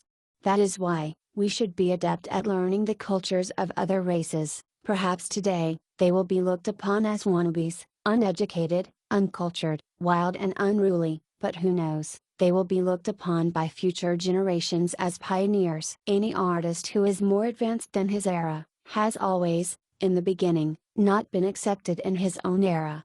Yes indeed, there are a lot of such examples. Many of the classics today are unconventional revolutionaries of the past. The non-mainstream bands of the past have, to everyone's surprise, become superstars, and those strange convoluted-looking puzzles actually became some sort of impressionists' holy work. For an old-timer such as me, it is really confusing. Perhaps I will never ever begin to understand, but I will not hinder the development of new conceptions. On the contrary, I will even try to support them.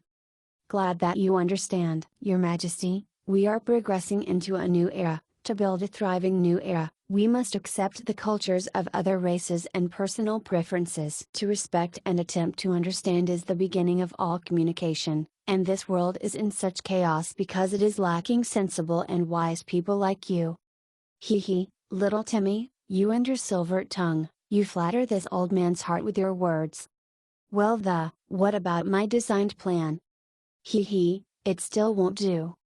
Seeing Timmy laid sputter and frustrated, I grinned cruelly. You scum humiliated me and told the world I was vengeful and petty, then I shall show you how vengeful I could be. You say all these just so that your cat-eared communication devices, animal-tailed battery, armored swimsuit series can be approved? Are you serious? Or do you think I am so easily tricked by sweet words? True, I have always respected the culture of other races. But are you certain that these perverted inventions are according to normal aesthetic standards, and not just to satisfy your selfish desires? You dare to swear it on your conscience? Do you dare swear it on your sister's reputation? Good. Timmy Lade was at a loss for words now, but I continued. What's more, even if it is for your selfish desires, your considerations are way too simple. Everyone says that the maid look is good, and you know that I do indeed like the maid outfit. But how would it look if a 6 feet tall strong man with a 3 feet waistline wore this maid costume? It burned my eyes,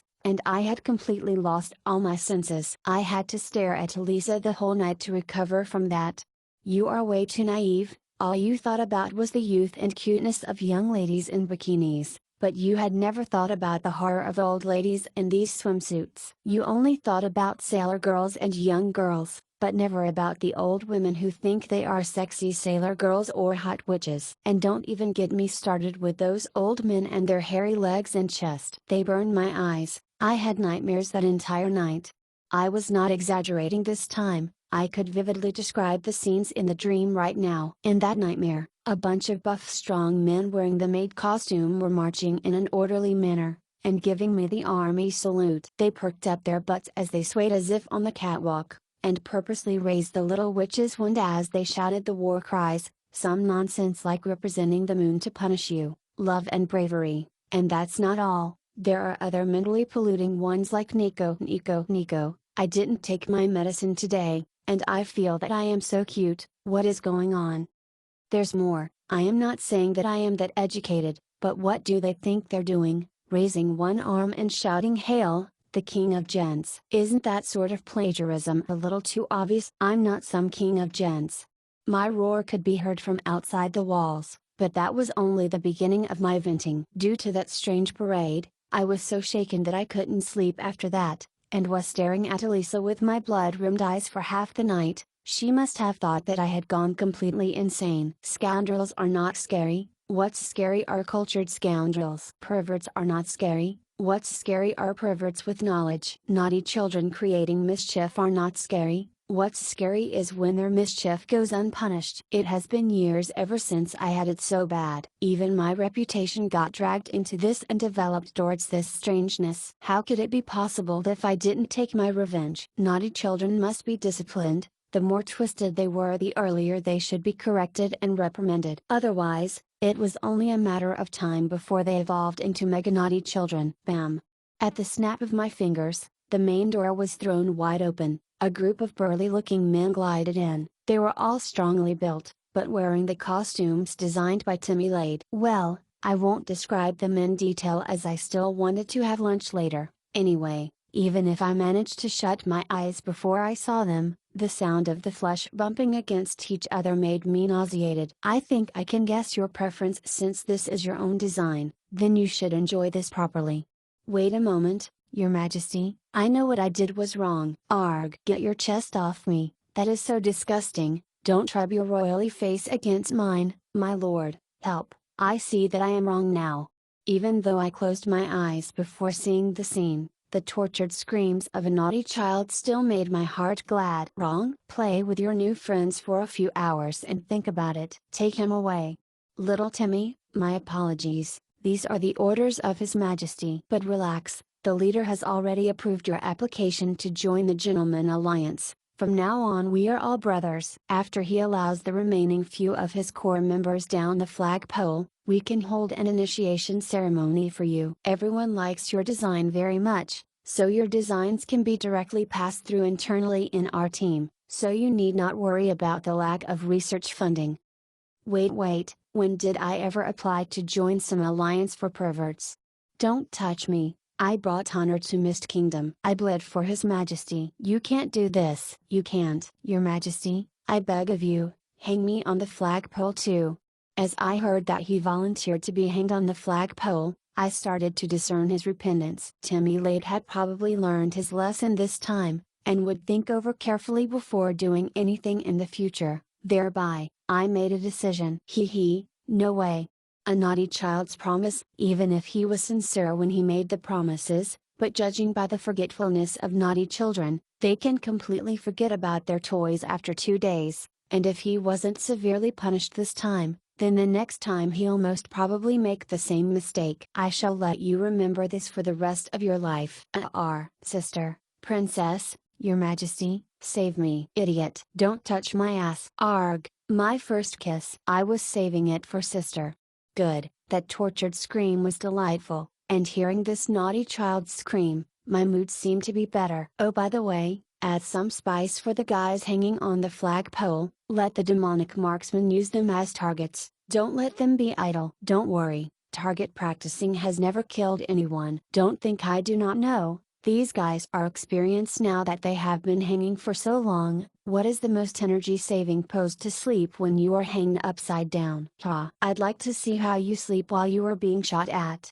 After settling all these nuisances, it was now time to put my attention on serious matters. My undead patrols and Aurora Air Cavalry were reputed as the highest rank spies amongst the battlefield. With their efforts, I had a certain amount of confidence about the battlefield. I had no idea what the Allied armies were doing on their side, but there had been several military meetings where I was not even invited. Most likely they were up to some schemes. Of course, I had made my own calculations on this. The information that I shared was chosen very carefully. Putting aside their years of prejudice, beastmen and elves were working together closely, whereas humans were playing political games among themselves. No matter how I looked at it, the situation on our side was unfavorable. However, since the elves made their entry, I was no longer worried about the problem in Antone. This was not a military problem, but a political one. If my predictions were not wrong, the elves were raising the flag of vengeance. The war was on the horizon, and will eventually involve the mega-powerful countries of humans as well as the cathedrals. And then, since they had declared war against Sluir, if Antone falls, and Sluir razed to the ground, should they not consider returning back home? I was afraid this was the reason of beastmen being inconsistent with their invasion of the city. The Antone of Sluir was but a large bait in the plan. If the bait was dead before the plan could be executed, then how the plan plays out had to be reconsidered. Considering the current situation, if the final battle was lost, killing half of the 7 kingdoms in the Northlands should be enough. However, if any of the mega kingdoms interfere, for example, San Antonio with personal connections, those little elven kingdoms in the Northland would not stand a chance. Elisa, do you know the inside story? Have you any news? None. This is not part of our responsibility, but I can smell the stench of devils in this. Their hands had played a part in this chaos. It is their favorite game to come up with all these pointless evil schemes. If the demons were leading, they would have definitely begun with a blood sacrifice to summon the demon generals. When the army arrives, they will steamroll through the whole way. These useless little tactics are so laughable. Indeed, this also matched my understanding of the 2 races of Chaos faction. Demons had been known to be lurking among other races, to create disputes or to hatch evil plans, with many devilish strategies. No, I must go and have a look.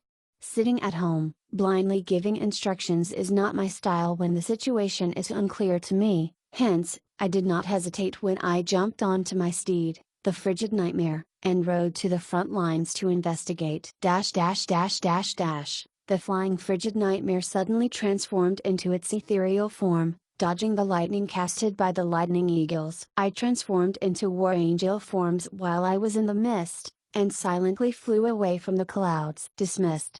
At the next moment, just as the lightning eagle knights had their attention shifted towards Irene, whose body just recondensed again, in that split second, the giant sword coming from up above struck them down straight away. With the strength of Irene's legs, Antone shouldn't be far, but these air cavalries, who kept intercepting along the way, were indeed troublesome. I had already met 4 of these little groups on my way. Although lightning eagles who had hammer burst as their only superpower, were not difficult to be dealt with, their extreme speed and outstanding eyesight certainly made them worthy opponents. One might run but might not escape, and would be at last forced to swallow all their attacks. At this stage, even my transfiguration and Irene's invisibility, which could be performed only thrice per day, had all been forcefully spent. It seemed that we had reached our limit. Not far from here, Antone was surrounded, but I would not take a step further as the alarm in the beastmen's camp had rang out abruptly. Uncountable air cavalry started flying up into the air,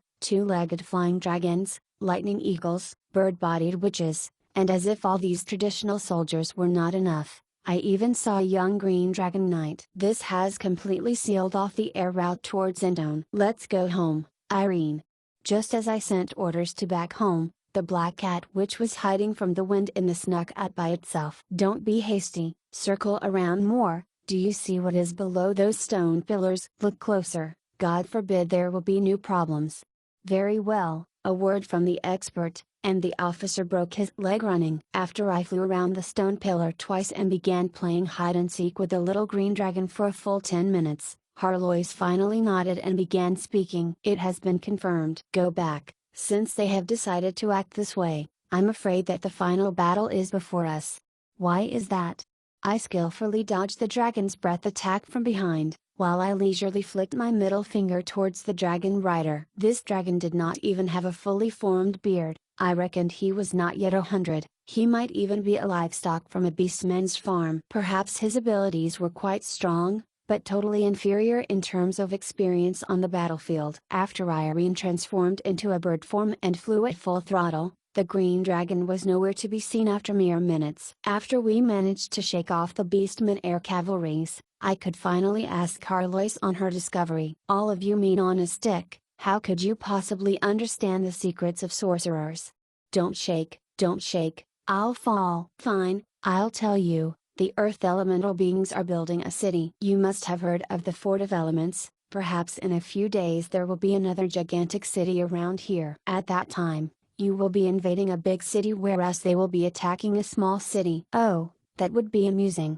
I shook my head in disbelief. Don't play with me. Fort of Elements can only be summoned on the elemental plane. This is but the main plane. Yes, this is then the second problem. The main gate to the earth elemental plane is opening as we speak. Very soon you will be swarmed with uncountable stone men.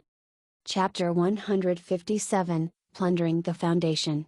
No matter how unsettled and agitated the world below was, there was always a calming peace beyond the sea of clouds. In my eyes, clouds moved, formed, and changed shape in sync with their own slow rhythm. Just looking at them was sufficient to slow down the heartbeat and mind. The heart would be at peace, but the aggregation of the wind before the eyes was certainly out of control. Above the throne high in the clouds, a raging cyclone aggregated into a dark vortex, from which the lightning fury was overflowing without a halt, and his roar was as resonant as the thunderstorm. Yes, it was him, not it, the powerful wind elemental god, Camdion, the last member of the four great elemental gods, and also the youngest among them. Puny little thing, do you mean to say, that dull-witted block of stone actually planned to open the main gate towards the earth elemental plane, on the main plane? That is absolutely impossible. Even if it is him, he would never be able to sustain such an enormous rate of consumption. Besides, this is different from the agreement we had in the beginning. It sounded like an interrogation, it sounded like a question, and after hearing this, I just smiled. Agreement? Ow, Lord Camdion, did you just come upon the stage? You actually believe in verbal agreements? Let me guess, the agreement you had must be that each of you would fight their own wars, and the lands you win would be yours to keep. The storm continued whirling, an indistinct face remained solemn. However, this solemnness was explanation enough. In a sense, this sketchy agreement is also the only agreement that could be accepted. Haha, speaking about honor with demons and dark gods, I applaud you for even thinking of that. Do you think, that if you were in such a position, someone would be willing to help you open the main gate towards the wind elemental plane, the gate towards the territory of howling gales? But what about your relationship with Immortal Lorcan? Ha ha. Besides a few special planes, a main elemental plane must maintain its balance. Regarding the reality of the situation of Ike continent, the great philosopher Aristotle once brought up the subject of the four elements. In his eyes, everything was made up of earth, water, air, and fire, and can be separated into solid, liquid, air, and plasma states. At the same time, the four elements were also the combination of dryness, wetness, coldness, hotness, and other properties. For example, dryness and coldness produce earth, and water contains wetness and coldness. The ensemble of all must remain balanced, and thus between the elements, competition for the land would always persist. This is the fundamental law of the world. From any perspective, the properties of the elements are all different, yet they are always in pairs. The flames that represent high temperature and the ice that represents low temperature, the land that represents solid and the storm that represents a free state, they fight each other yet achieved balance. This was decided by the basic properties of the element. When this world and the rocky caves of the earth elemental plane are chained together, do you think there is still a place in this world for you to interfere, wind elemental god? Perhaps you and your race, will forever be sealed within this world. The solemn silence continued, but from how lightning fury flowed over this entire gigantic body, my message was successfully delivered. As the two were old rivals, Camdian certainly knew that once the Earth elemental plane and the main plane interlocked, it would not end well for him too. This time, I come to represent the gods of law, with the purpose of extending the hand of friendship, to a great existence such as yourself. Why should you bend your knee before the junior? There are many things we could discuss further. Order faction? Hee, do you think there are any differences between them and those bastards from the Chaos faction? No, I only represent the gods of law. Of course, there are some big shots that I cannot reveal. He extended his arm, and within the white crystal ball was a message that could only be heard by the designated receiver, and just as the shining crystal ball finished transmitting the message, he crushed it with his large hand. Do you think, with a clever tongue, you can convince the mighty peak of winds to serve you? Get out of my sight. I do not wish to look at you now. The order of expelling guests rang out like a thunderstorm. I turned and left without a word, but with a smile on my lips. From what I understood about this old antique being, not only did he not order his guards to attack me, but instead gave out the order that I was to leave. This meant that he was convinced, and appreciated the gesture. There were no complete secrets in this world. The news of my rendezvous with Camdian would not be utterly airtight, a bad parting such as this was, in fact, the best ending. From my view, as long as no swords were drawn, it meant that the deal was done. If that fellow actually wanted to repudiate, he would have crushed the ball without looking at it. Earth Elemental God? For developments? Haha, Immortal Lorcan, I have found you a worthy opponent. HMPH, if you could lure the elves from the Order faction, why I couldn't lure the wind elements from the Chaos faction.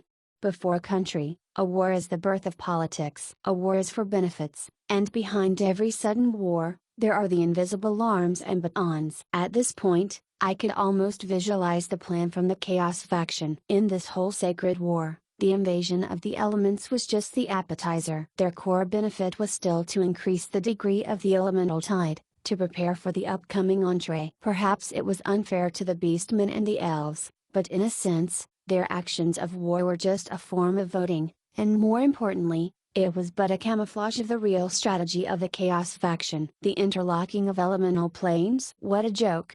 If the elemental tide being blown up by the four great elemental gods was 1 on the scale of 1 to 10, then the complete interlocking of an elemental plane was, fearfully, at least 10. Then, all the strategies of the Chaos faction could then be brought forward. If the invasion of demons and the arrival of dark gods happens now, who can stop them? Most importantly, this is not some game where you only need to accomplish your mission, and the enemies will not come one at a time to increase your level. They will come all at once. The elemental gate must not be opened.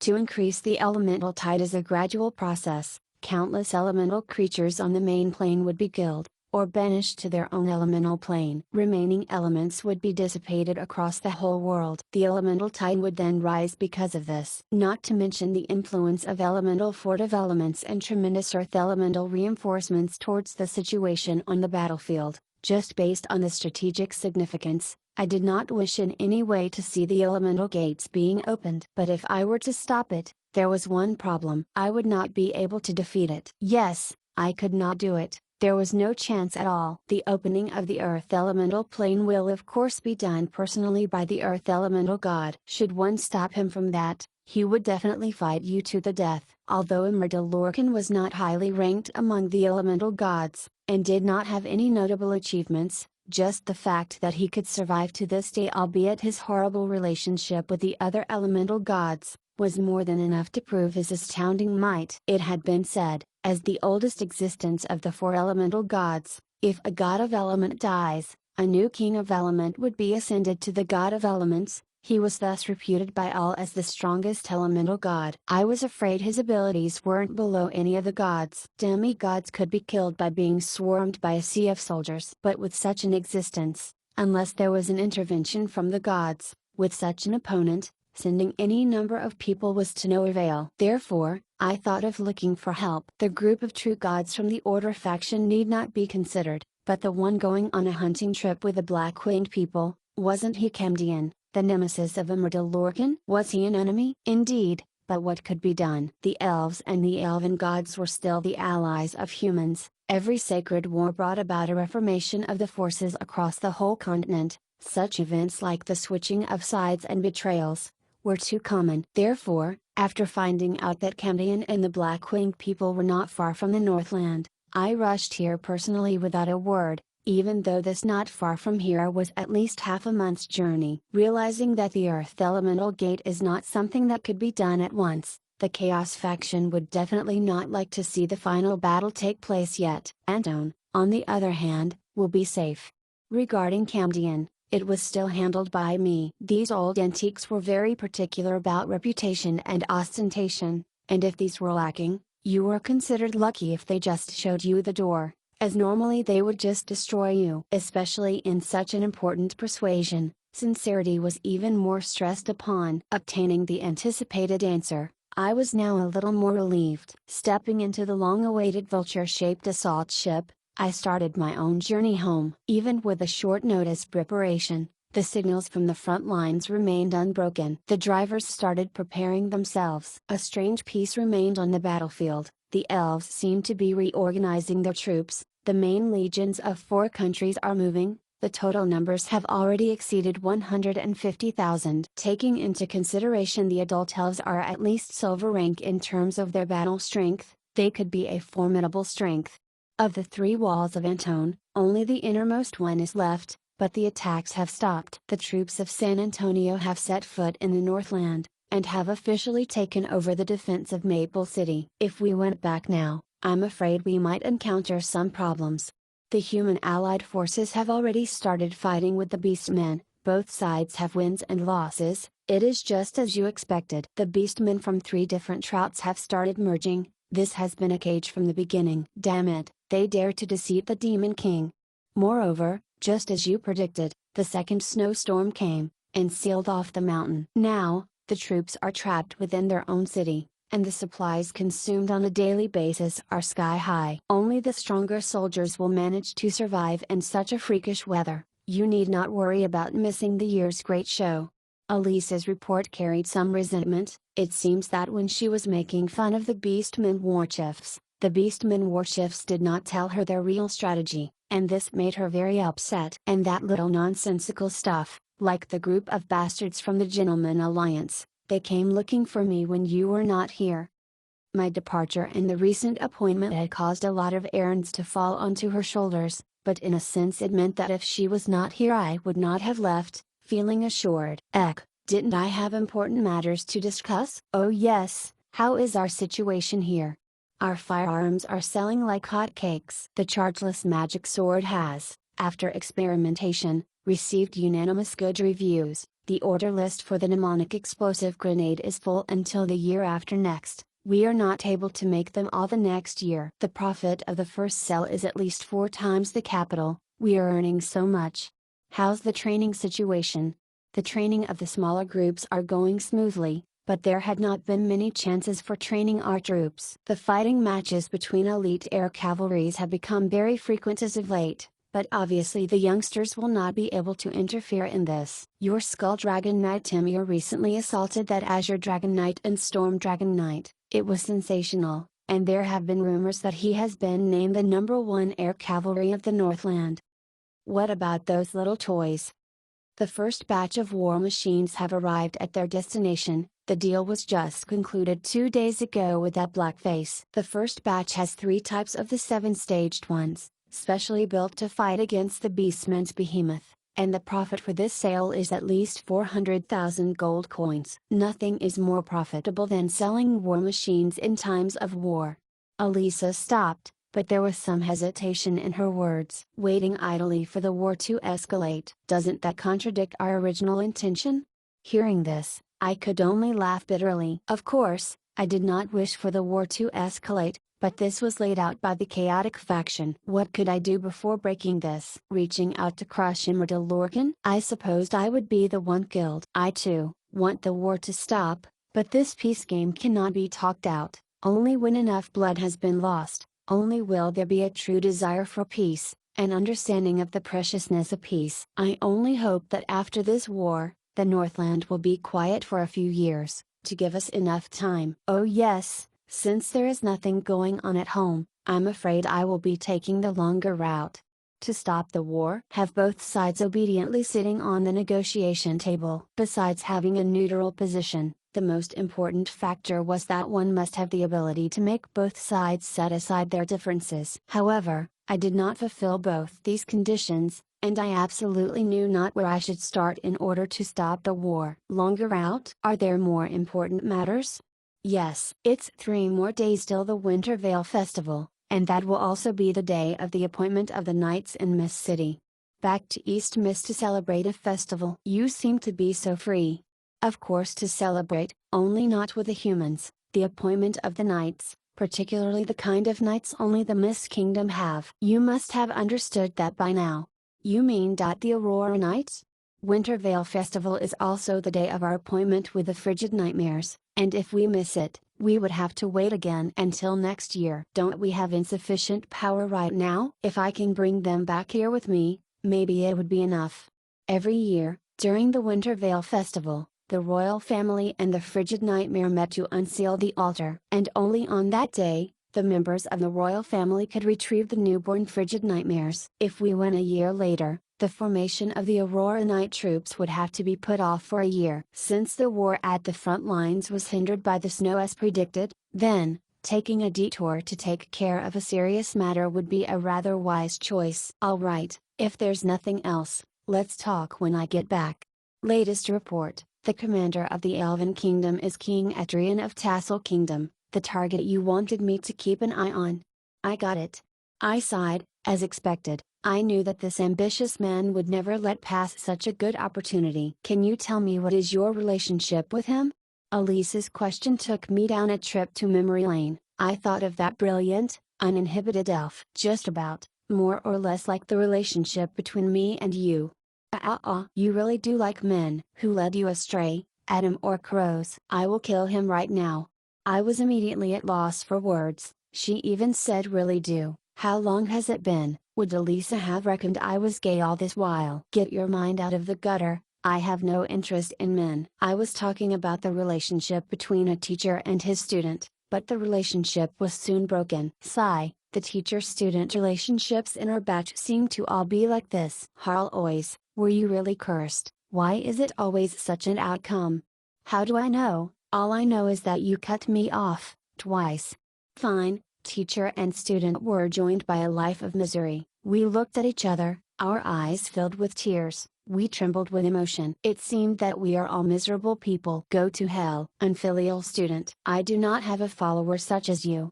Fine, from this unappreciative gesture, I guess I was misunderstood. This damned cat only thought of the past and went crazy with rage. I picked up the damned cat by its neck, shook it twice, willed it 3 times, and threw her into the waste paper basket prepared specially for her. Sigh, seems like this is indeed a tradition. Elisa, next time before you take a student, you better do some background checking.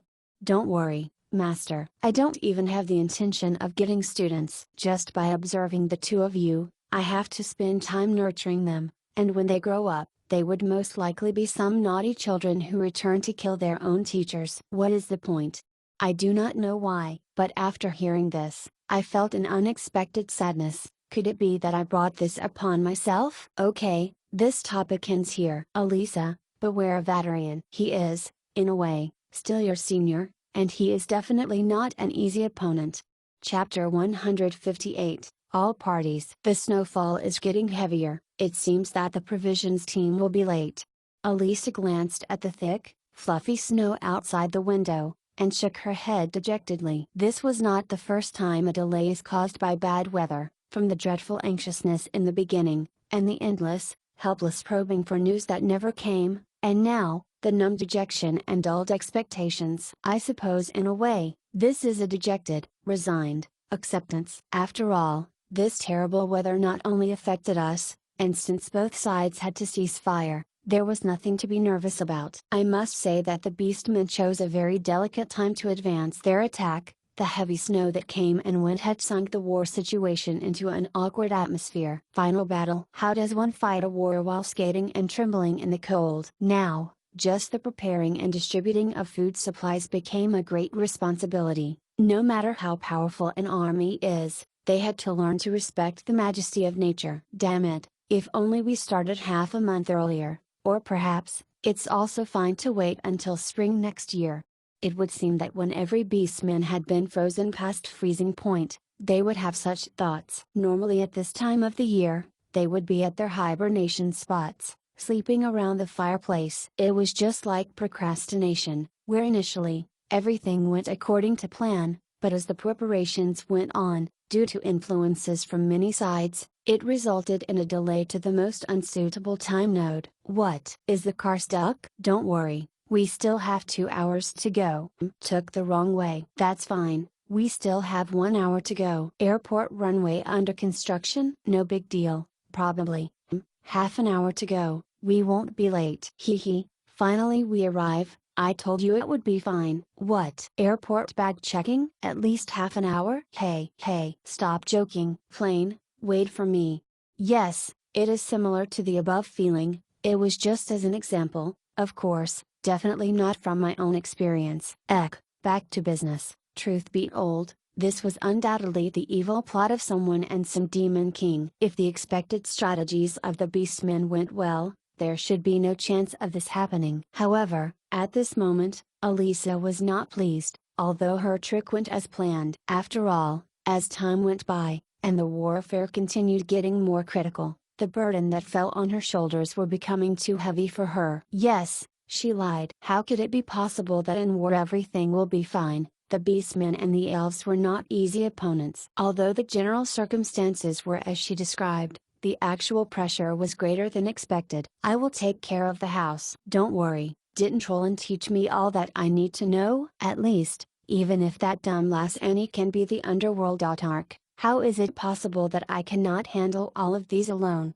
For some reason, Elisa always liked to compete with Annie. Even if her capabilities far surpassed that of Annie, she still wanted to prove that she was the most outstanding leader. But obviously, not everything could be taught. The confusing situation on the battlefield in front of us was way more challenging than the hostile forces in the underworld, which had mostly been cleared up already. The Beastmen Air Knights have come to challenge us again, this time with 2 Lightning Eagle teams, and that Dragon Knight. On the side of San Antonio, they need Master Timir to lead the war, but it seems that Master Timir has not yet recovered from his wounds. San Antonio has its own Air Knights already? Didn't they have the Griffin Knights? With the mythical Griffin Knight providing support, why can't they go themselves? They said Elson is sick. In other words, we must use our military gains to prove our worth.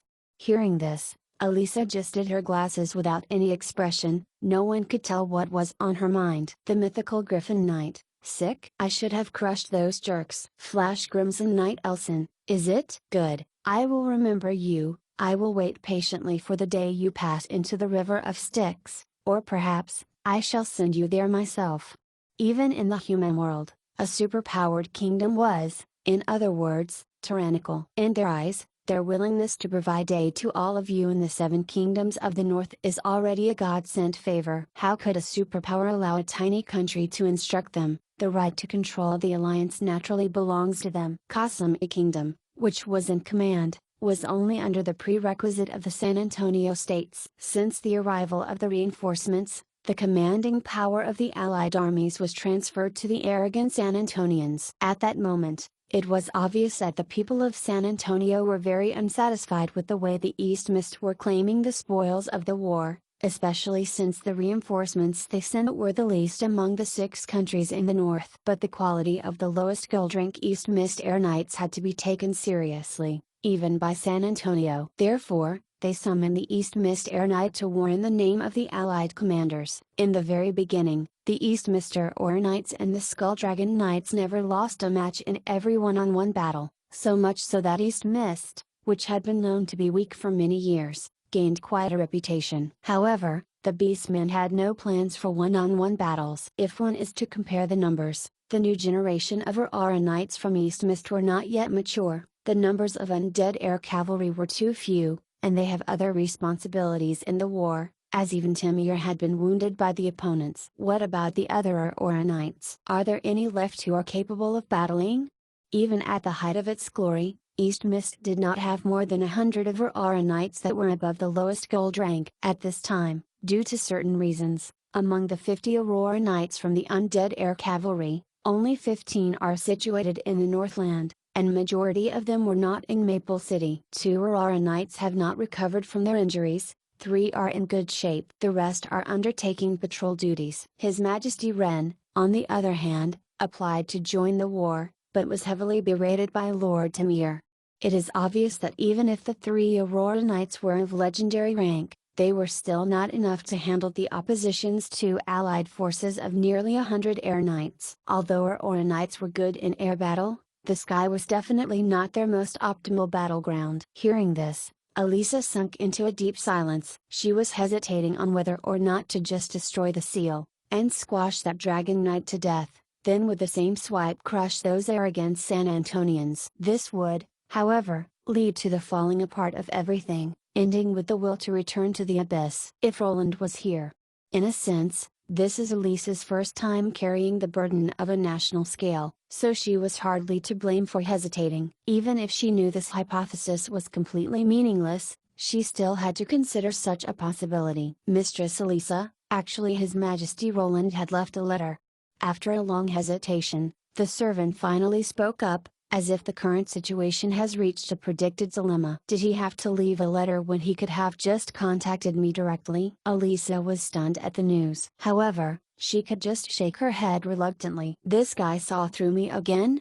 Indeed, Roland had from the start knew Elisa's character, and nationally he made some preparations before he left. In order to preserve her dignity, obviously the letter could not be revealed until it was absolutely necessary. Since you're reading this letter, then, probably the situation is not pretty. Let me guess, what troubled you, yet made you hesitant to tell me is probably the internal issues within the Allied armies. There are too many external factors in this war, the stand of both my enemies are unstable. It is no surprise for them to betray each other to prioritize their forces. Regarding the other countries, it doesn't matter if we offend all of them. If they cross a line, even if they are our allies, they must also be punished. Just assume that you are in the abyss, and learn how the old demons treat their allies. You know how they handle these things better than me. Although Roland seemed unreliable, in reality, he was extremely experienced and astute. He might trust anyone, but he does not trust anyone fully. From the beginning, he had already made many plans and contingencies. In Roland's eyes, even if San Antonio did not come,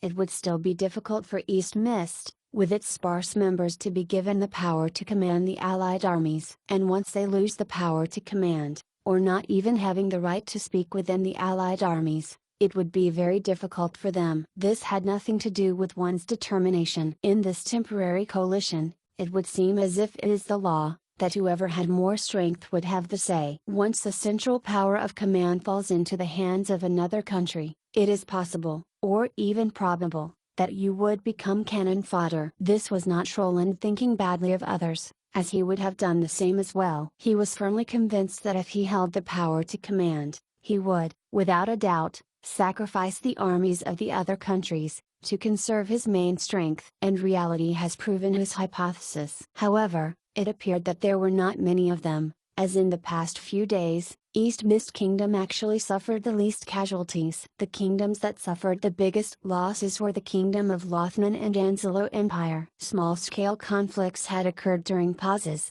Their infantry and knights were ordered multiple times to cover the rear and the front lines. At the moment, their war losses were 3/10, and more complaints were rising. This was also the deviation of political factors in the battlefield. These 2 countries were, among the 7 Northland countries, the 4 southern countries, 4 countries that are leaning towards the southern powers. With Slower Kingdom, the 4 southern countries is on the verge of ruin, and the Kingdom of Kasumi being independent of everything else, and with the 3 Northland countries not that keen on taking orders, it was very obvious who would be used as cannon fodder. The most unfortunate one was probably the Kingdom of Lothman. Although politically, they leaned towards the north, as members of their royal family were made up of southern royalties, after many disputes, they were instead crushed by the southern superpower San Antonio. For the 3 countries in the north, apart from East Mist, there were 2 more countries, the Kingdom of Shuya, of the barbarian bloodlines in the Highland countries,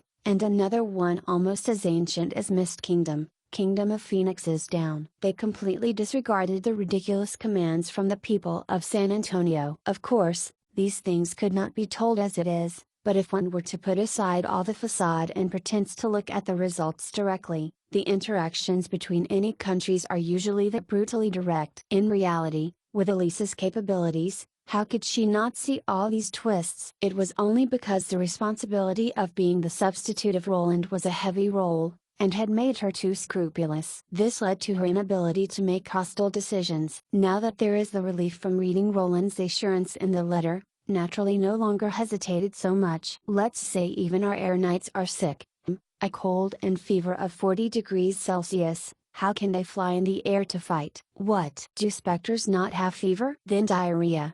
Yes, I plainly only want to toy with them and shame them. If they don't like it, then first ask them, how can Elson get sick? If the negotiations do not fall through, then let Timir meet that Griffin Knight, and see if he has recovered already. When Elisa made up her mind not to fulfill everyone's wishes, and let them have a piece of her mind, she felt a little bit more relieved. Just when she was planning to make herself a cup of black tea and take a break before taking care of those annoying official affairs, an obtrusive silhouette barged in. Oh no, latest news. Enzelo Empire suddenly switched sides before the battle. They attacked our army camps, we lost. Humph. The 7 Northland countries changed to the 6 Northland countries in an instant. No matter how cultured Elisa is, she still spat out the black tea in her mouth. At this moment, she finally understood what Roland meant. Every holy war is the time when each country and each superpower renew their stance. The stand of both my enemies are unstable. It is common for them to betray each other to prioritize their forces. We must maintain the superiority of our strength. Within the hangar of the Borealis, a group of engineers were busy working. For some unknown reason, the team of youngsters including Cohen and Timmy Lade became the leaders of the research group. Why does His Majesty still not allow us to do trial runs on the battlefield with these? If they could perform as well as they did in theory, our situation would be much improved. Then we will show the Northeast what's good. Wisdom of ordinary people. Ever since he started rubbing shoulders with His Majesty Roland, Timmy Lade took a liking for such contrived speech. Nowadays, if one were to ask him anything, he will always adjust his glasses, plain lens, and intermittently added phrases like foolish humans, commoner's mentality, even monkeys are smarter than all of you. Whether or not it made him seem wiser was another matter to be discussed another time, but it does make one want to give him a good beating. Many of those in the Gentleman Alliance had given him a good beating, but obviously, little Timmy had forgotten. What do you mean by saying this? We are not gods, so obviously we are ordinary people. You have not told me why can't we enter the battlefield. Fine, facing the serious-faced Cohen, facing multiple playoffs, even Timmy Lade, who is experienced in escaping had to tone down a little. My foolish brother. It seemed like, in a way, this toning down is limited. I am older than you, and additionally, we are not related. It seemed that Cohen was a stubborn guy. It is just with this character that, after receiving the command from Roland, he made Timmy Lade work overtime obediently, and finally, Timmy Lade had become a little impatient. You blockhead, you haven't got an ounce of humor or the likes of an artist. Are you really a sorcerer? You are just like those meat-on-a-stick knights. I was never a sorcerer. Am I really like a knight? That's great. Hee hee, I am not as good as you say I am. Alright, next, it was time for the delighted little Timmy to go on a rampage, but even if he was given 2 extra limbs, there was no chance for him to defeat Cohen. Somehow, this young, yet stubbornly old-fashioned Cohen is the natural enemy of Timmy. Fine, I will say it as it is. His Majesty's wish is that right now, these people below are completely unreliable. They are meant to be used as our backup, they can't be used if we are not in a critical moment. When is a critical moment then? A lot of times, but before those critical moments, we will not use them. Only when those at the higher ranks decides that it is time to use them, then the light at the hangar will turn from green to red. Green light? I don't see it, am I colorblind? It's just at the top, the red light means. Hang on. The light is red. It's war. The Ziluo Swamp, Karta Desert, Baja Highlands, were forbidden areas for the living, and the territory of Ziluo Empire. Yet it had become a war zone. Countless undeads were killing each other at this moment. The battlefield was filled with the screams of that shapeless black god of death. The ground was scattered with bones and the putrid scent of rotting flesh. The undeads from both our side and theirs were using actual battles to exchange their own understanding of the art of death. The civil war in Ziluo had continued for many months already. At this stage, both sides have already suffered terrible losses, and the time has arrived for the war to end. Yet at this crucial moment, more than 30 air knights appeared. The black cloaks they wore hid their identity, but from the way the transparent white apparitions rode and the way they exuded the terrifying aura of death, they appeared to be death knights of very high ranks. Just as they touched the ground, a silhouette was already there, waiting. Finally you have arrived. It must have been a tiring journey, too bad there is no time for rest. Ha, as if we need rest, little Lionheart. In accordance with the orders of His Majesty, we have arrived. Our plans can now begin, of course. Depending on how you look at it, it could also serve as the ending.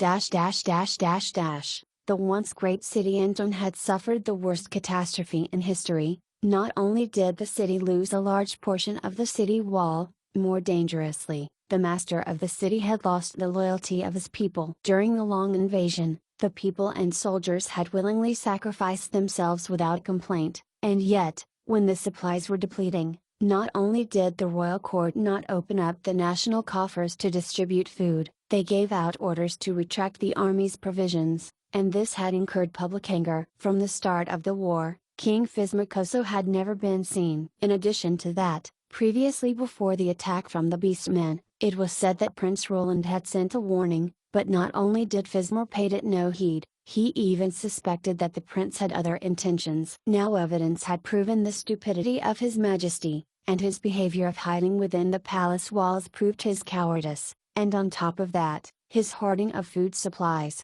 proved his selfishness. This Majesty's name had been ruined beyond repair. In this perilous world, the people had the responsibility to provide for their leaders, but leaders have the responsibility to protect his people. This was the fundamental element of trust between the two parties. When the leader refuses to carry out the most basic of his responsibility, then how is he going to sit on his throne? Fizmar is unworthy to be king.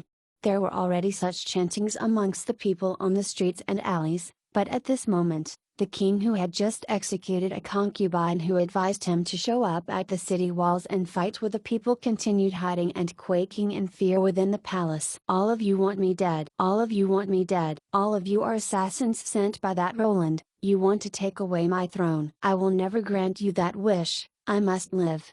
In the meantime, in a household in Anton, 2 illegal passengers were at a loss on what to do next. Margaret, I really want to kill jerks like this. Must we keep him?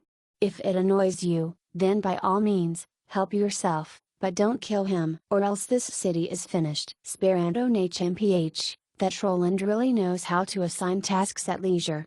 Don't worry, he will get his retribution soon. My intuition is always accurate. It's like the commonly known Shura?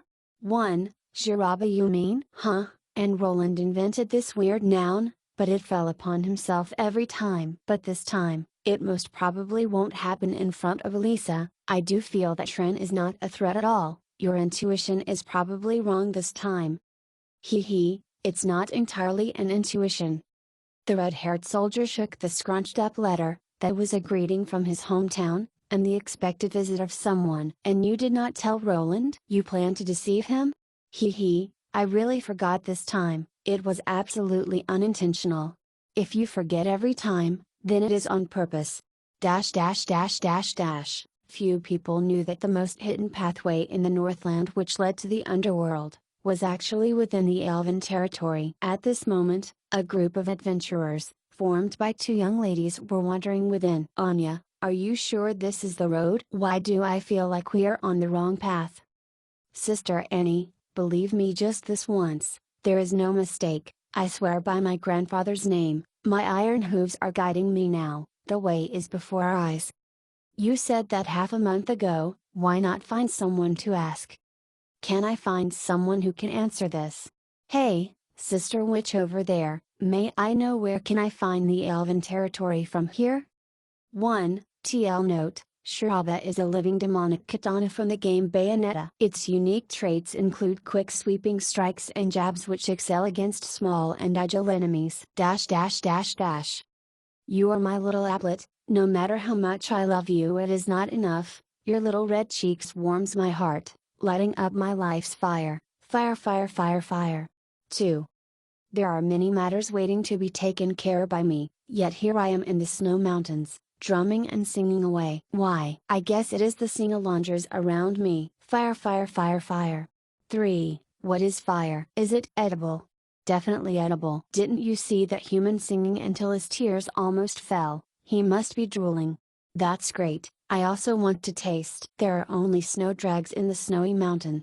Among the ones talking are Yeti, snow monsters and snow ladies. In this celebration of the Wintervale Festival, they organized large-scale entertainment activities. When they heard that I am the descendant of the legendary singer, the Mist King, of 1,000 years ago, I was informed that if I did not give a good performance, I would not be allowed to take away even one frigid nightmare. Yes, the legendary singer, the one the Mist King used all those years ago to take care of the frigid nightmares. At this moment, how can it be that I am holding back tears because I am drooling? Humans do not even have this ability, I am actually just driven mad with anxiety. Encore, encore.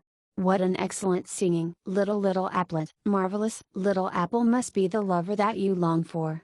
Yes, there are more than enough cups on the altar. The more songs you can sing, the more you can take away with you.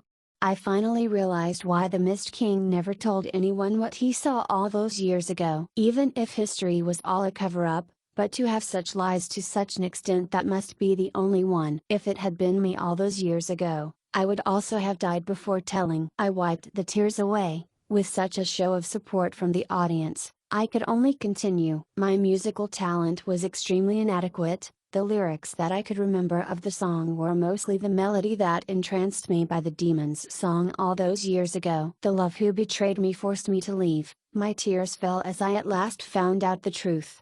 Hundreds of years later, there was a legend here. When the mountain people lost his way in the snowy mountains during the Wintervale Festival, if he came back, he would become foolish and silly, and he would crazily sing the demon's song that drives people insane. The ones who heard this music will also become foolish and silly, their whole body will know only to sing along. My love is as vast as the sky, the soft ground on the green mountain below my feet, the flowers are blooming.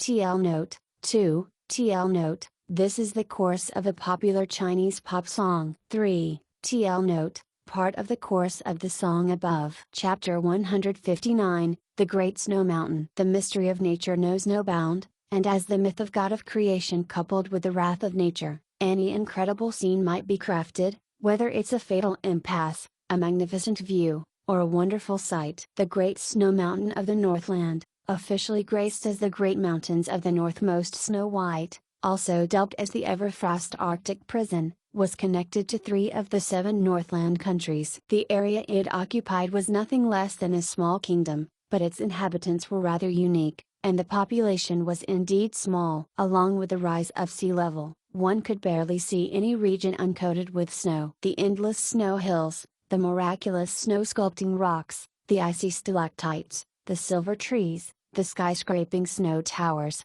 the small world beneath the elemental glacial lake, the frozen upside-down waterfall, and the various strange monsters as rare as the ice phoenix and silver unicorn, and all the unparalleled breathtaking views of the snow mountain had won it the reputable name of the most beautiful life forbidden zone in the world. Of course, it had to be a forbidden zone for mortals. It was one of the most frigid places in the world, with an average temperature of -50 degrees Celsius. Other than several special occasions, the mountain was always blanketed with heavy snow, and was a place of absolute despair, where no normal living creature would survive. There were some who even treated it as a soul frost plain. From the perspective of sorcerers, this land held the characteristic of the other world, especially with the overspreading ice elemental crystals. Every elemental plane produces its own elemental crystals. If there comes a day when the ice elemental god is born, this would have to be his previous cradle. This place might not have any signs of normal lives, but it was not until the point of dead silence. While the normal lives could never relish the coldness from the land, it turned out to be the playground of the elementals,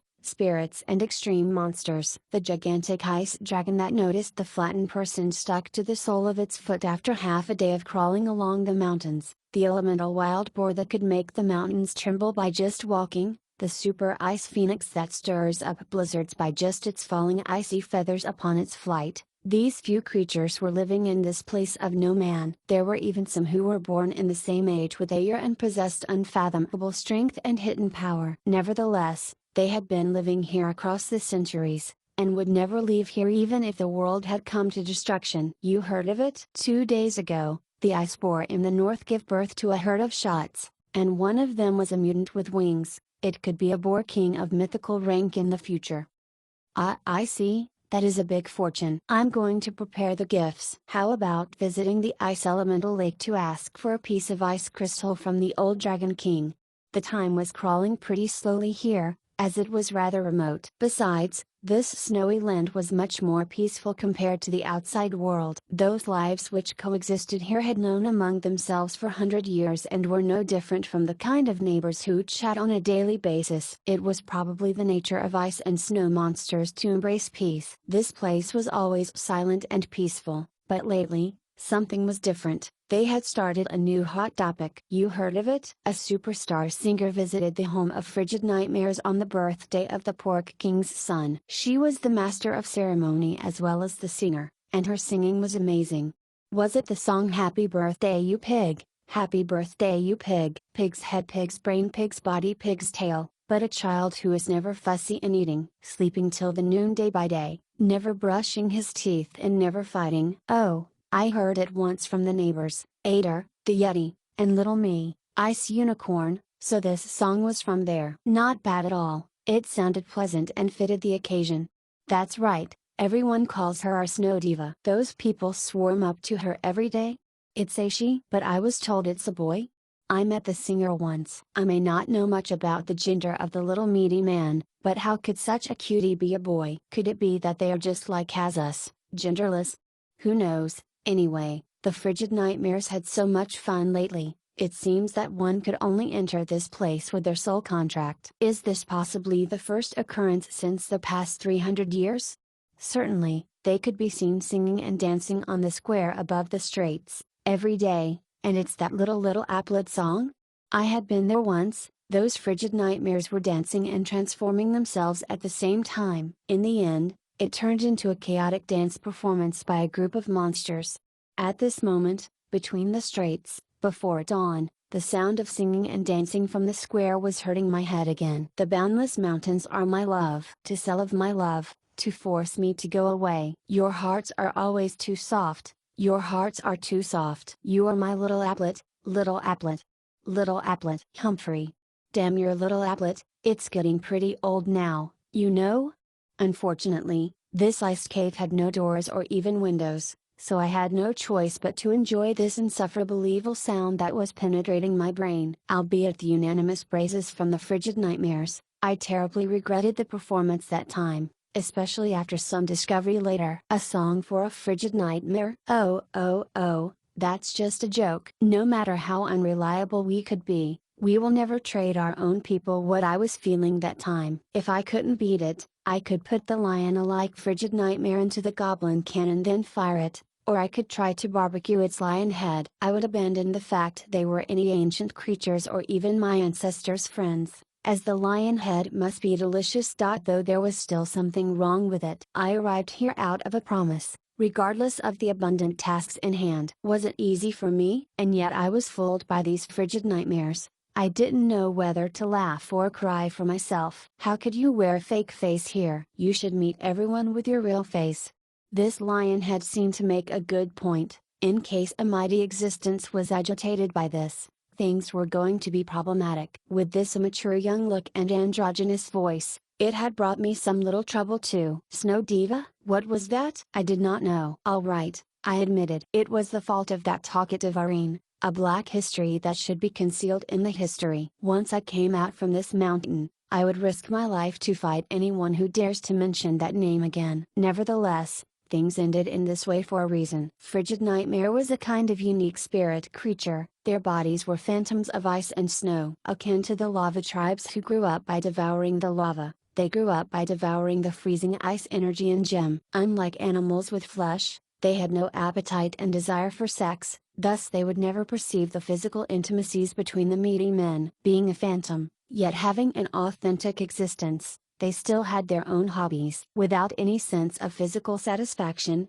the spiritual satisfaction would naturally be the aspiration of these spirit creatures. As they were not able to compose music, paint, do poetry nor other cultural arts, they thus admired the brilliant aura of the other races in the outside world. For them, these were the nourishment and luxuries for cultural development. Even so, the Frigid Nightmares did not intend to hide their interests. Rumors had it that the predecessors of Mist Kingdom had spent quite some time preparing their presence and performances just to trade for their cubs during their visits in history. This had inspired the Frigid Nightmares to start celebrating the Winter Festival, which was originally not their tradition. On that day, the visiting contractor from far away would perform the exquisite show he had innovated or offered some seemingly valueless artworks by the craftsmen and painters. Meanwhile, the elder Frigid Nightmares, which had returned from their adventure in the outside world, would tell stories about their past experiences. In the end, during the closing ceremony, the elder Frigid Nightmares would be gazing emotionally at the departure of newborn Frigid Nightmares,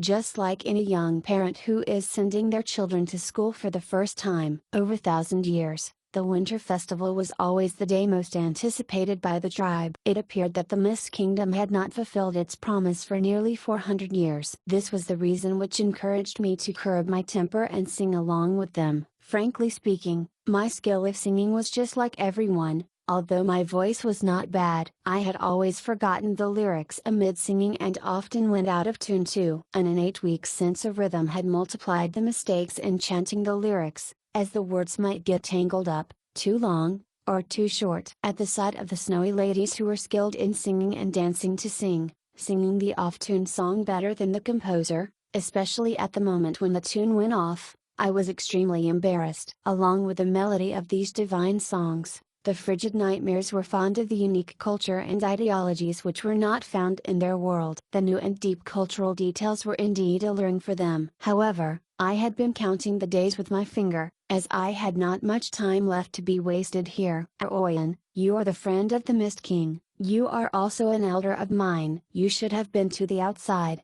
the Mist Country is in danger now, and I have to hurry back.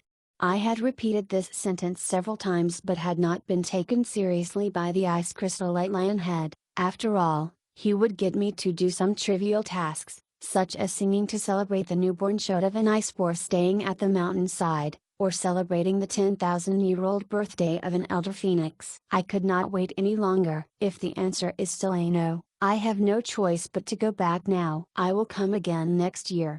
This time, I was standing in the doorway of their Oyen. Seeing that I was so anxious that I would leave in any second, he finally stopped prevaricating on me. I know, I am aware of the news outside, and that you are in pursuit of power here. As an elder, I will not stop you, but look at yourself now. How are you going to attain power?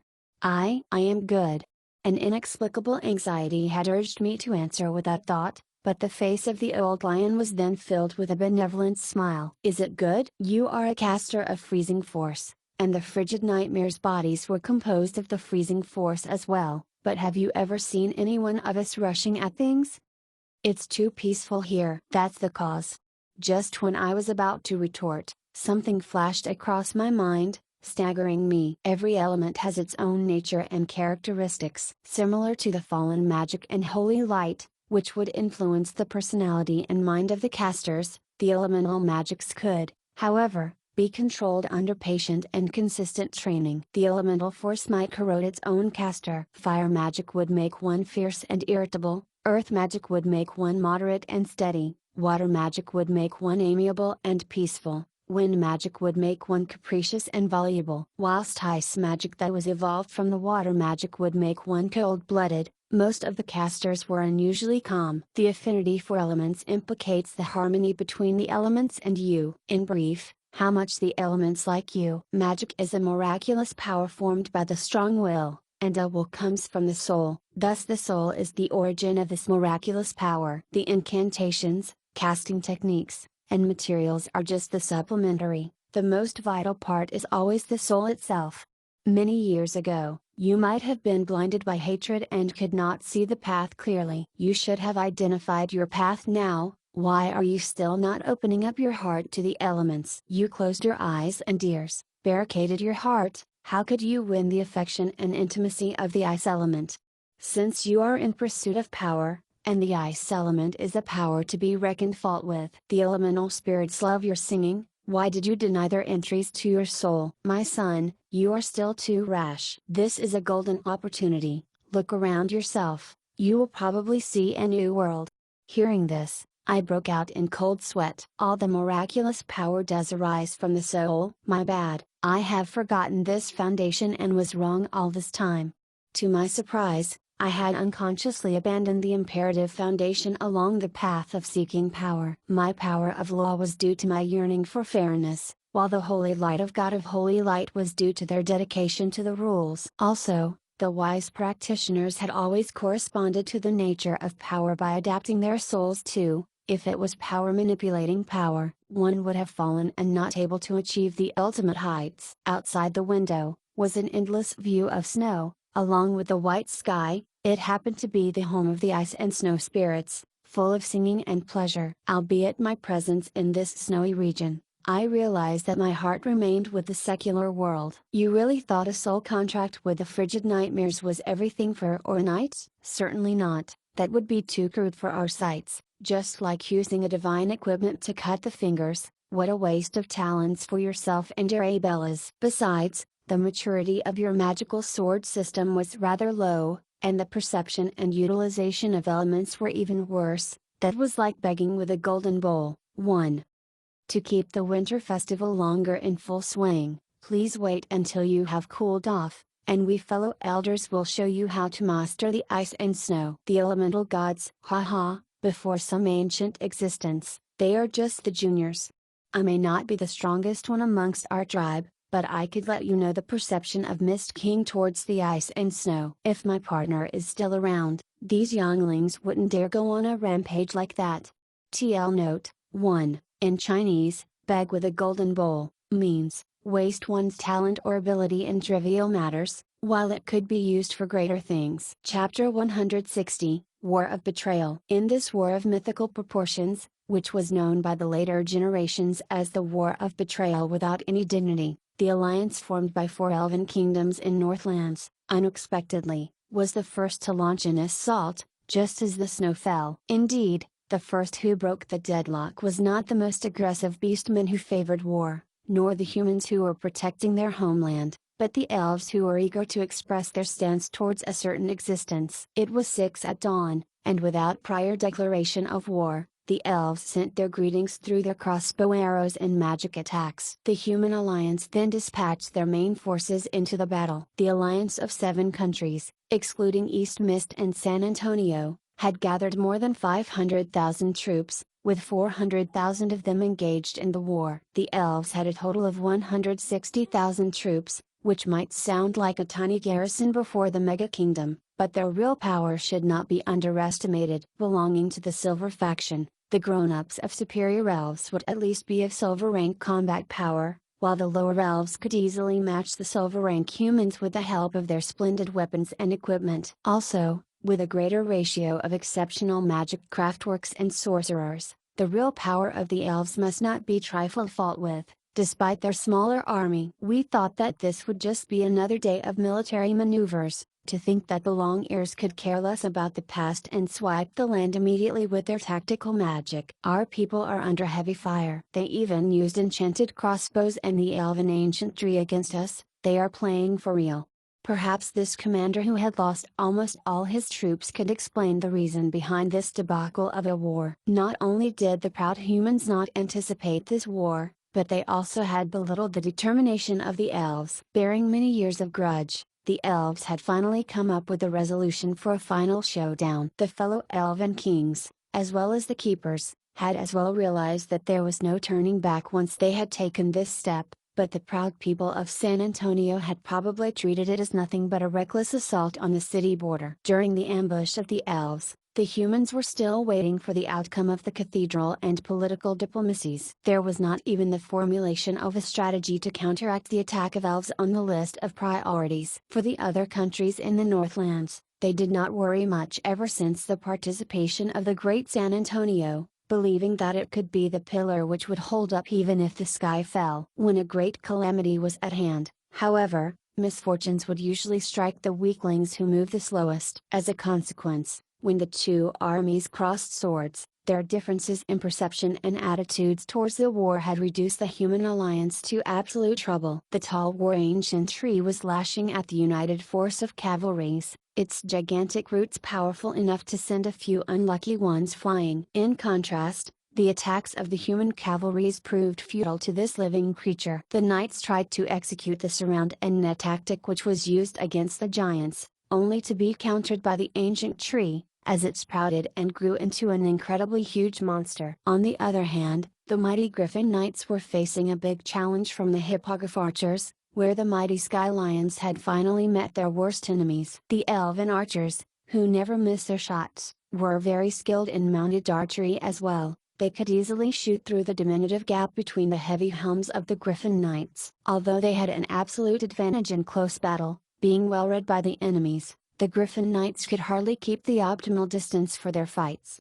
Instead, they were regularly shot down, whether they were chasing the enemies, or being chased. As the war had come to a stalemate, the precise and vicious magic of the elves, like a heavy hammer, had shattered the balance of battlefield. The strength of a sorcerer came from the accumulation of time and knowledge, thus longevity would provide an absolute advantage here. To confront the massive army of elves, most sorceries of the human sorcerers were subdued, because the sorceries of both sides were not at the same level. The human priests and holy knights might be the pinnacle of strength in chaotic battles, but they could hardly perform now due to a shortage of strong offensive sorcery. The humans had the least experience in fighting the elven soldiers, whom they treated as allies. However, the elves in Northlands had always imagined the humans as their enemies. At the stalemate of the first round of battle, the second attack of the beastmen was executed, surprisingly not with their own hands. The troops of Anzalo Empire, who were the leading force of the right wing, suddenly turned their blades against the allies, slashing them violently. San Antonio, as the central force, would never predict the sudden revolt of its rearing wing. In the meantime, the assassins who were long prepared, had burst out to be murdered by the allies within the chaotic battlefield. Coupled with the assassination of the commander of San Antonio, Alan Grimm, who ranked 98th on the contemporary grade general's ranking, the entire battlefield had sunk into an impasse. Just after the news of betrayal and assassination of the commander spread out, which was also the crucial timing when the alliance forces of all countries were wavering, the massive army of beastmen had made their next move. The arrival of the gigantic beast behemoth, along with the shaman priests who carried battle drums towards the battlefield, which implied the end for the humans. The beastmen, who were notorious for their brutal massacre, demonstrated to the humans what was it to knock back an enemy with only their bodies, and what was it to charge like a beast. Could two human warriors possibly beat a beastman? Wearing armor enchanted with earth elements, and going into frenzy mode upon hearing the shaman's battle hymn, even an old ordinary beastman soldier would become a killing war machine. Hence, even a standard small troop, 12 men, was not able to take down such frenzied beastmen of multiplied attack power and defense. In this battle, the trap set by the chaos, under the collaboration of three parties, had finally achieved its target, as the humans suffered a crushing defeat, in just the first battle. Amongst the large army of 400,000 being sent to war, the defeated soldiers who retreated back to Maple City with their lives were less than half, and most of them were wounded. The human alliance had been pushed to the defensive. On hearing this news, Elisa was utterly astonished too. A human country turning against the entire human world? Do they still want to live? In a sense, Ensalo Empire did share some similarities to the old Mist Kingdom. Both of them had undergone tremendous sufferings. However, the spark of this outburst was none other than those bastards from San Antonio, for using them as the cannon fodders. Indeed, that was too much. I even feel sorry for Anzalo. Our small country has limited power, and this time, Ancelo had given everything it had. It could not be helped if it had to be sacrificed, but to be sacrificed as cannon fodders is seriously too much. It was no wonder they would turn against their allies. Without any surprise, a strongly worded declaration for war had very soon be announced. In the announcement, the Ancelo Empire, as the country which declared war, had rallied against the evil act of the leading San Antonio to treat the soldiers of other countries as cannon fodders. Also, they swore that they had never betrayed the Order faction and the human society. Of course, no matter what the explanation was, the reliable context would be taken, while the unreliable one would mean nothing. In the end, actions always speak louder than words. Well said, but why band together with the beastmen and elves? In consequence with the betrayal of Ancelo Empire, Maple City was now left in chaos. There were people taking care of the residual forces and spies, there were assassins who did their killings amidst the chaos, there were even some middle to high rank forces in this city, who abruptly murdered some important people. Even the city lord faced his demise on the battlefield. Just before a political turmoil would come, a chamber of commerce named Schindler Chamber had stood up as the new commander of this city. They were formed by the natives, carrying the slogan "Restoring the beautiful life of our past using our own hands." They were not soldiers, and were not interested towards the massive armies in the outside world. They fought for a simple reason, which was merely to quell the lawless mobs and restore the order and vitality of this city. But only few would have known that the chamber with the history of elven slave trade was just an association founded to keep the beastmen civilians alive, and its chairman was a foreigner. The Alliance army is in a turmoil, all the authorities in the city had stopped functioning, and the chamber is soon running out of capital. This could not last any longer. Please, come back, Roland. Wah, that's pathetic. How could there be such cruel parent? No worries, you can now count on Anya. If he dares to appear before you again, Anya will send him flying with his 4 hoofs kick. Oh, I still need one leg as the stand, so it will be a 3 hoofs kick. In the forest located at the exit of the underworld, 3 ladies from 3 different races were having a pleasant conversation beside the bonfire. You all are not afraid of me? I am a true Banshee. Faced with this confused white shadow, Annie and Anya looked at each other, sniggering with their mouth covered. The man Annie used to love was a Lich. Yes, but he shall no longer be one. We have no prejudice against the undead. What's more, sister, you look like a natural undead, to which only an extraordinary person could transform, and it only stems from 2 extremes, whether she is especially kind, or extremely resentful. How would I be afraid? That's right, Princess Suana. Why don't you walk along with us? We are heading to a kingdom which holds no prejudice against the undead. Perhaps, you will find the answer to what you have been pursuing your entire life. Peace.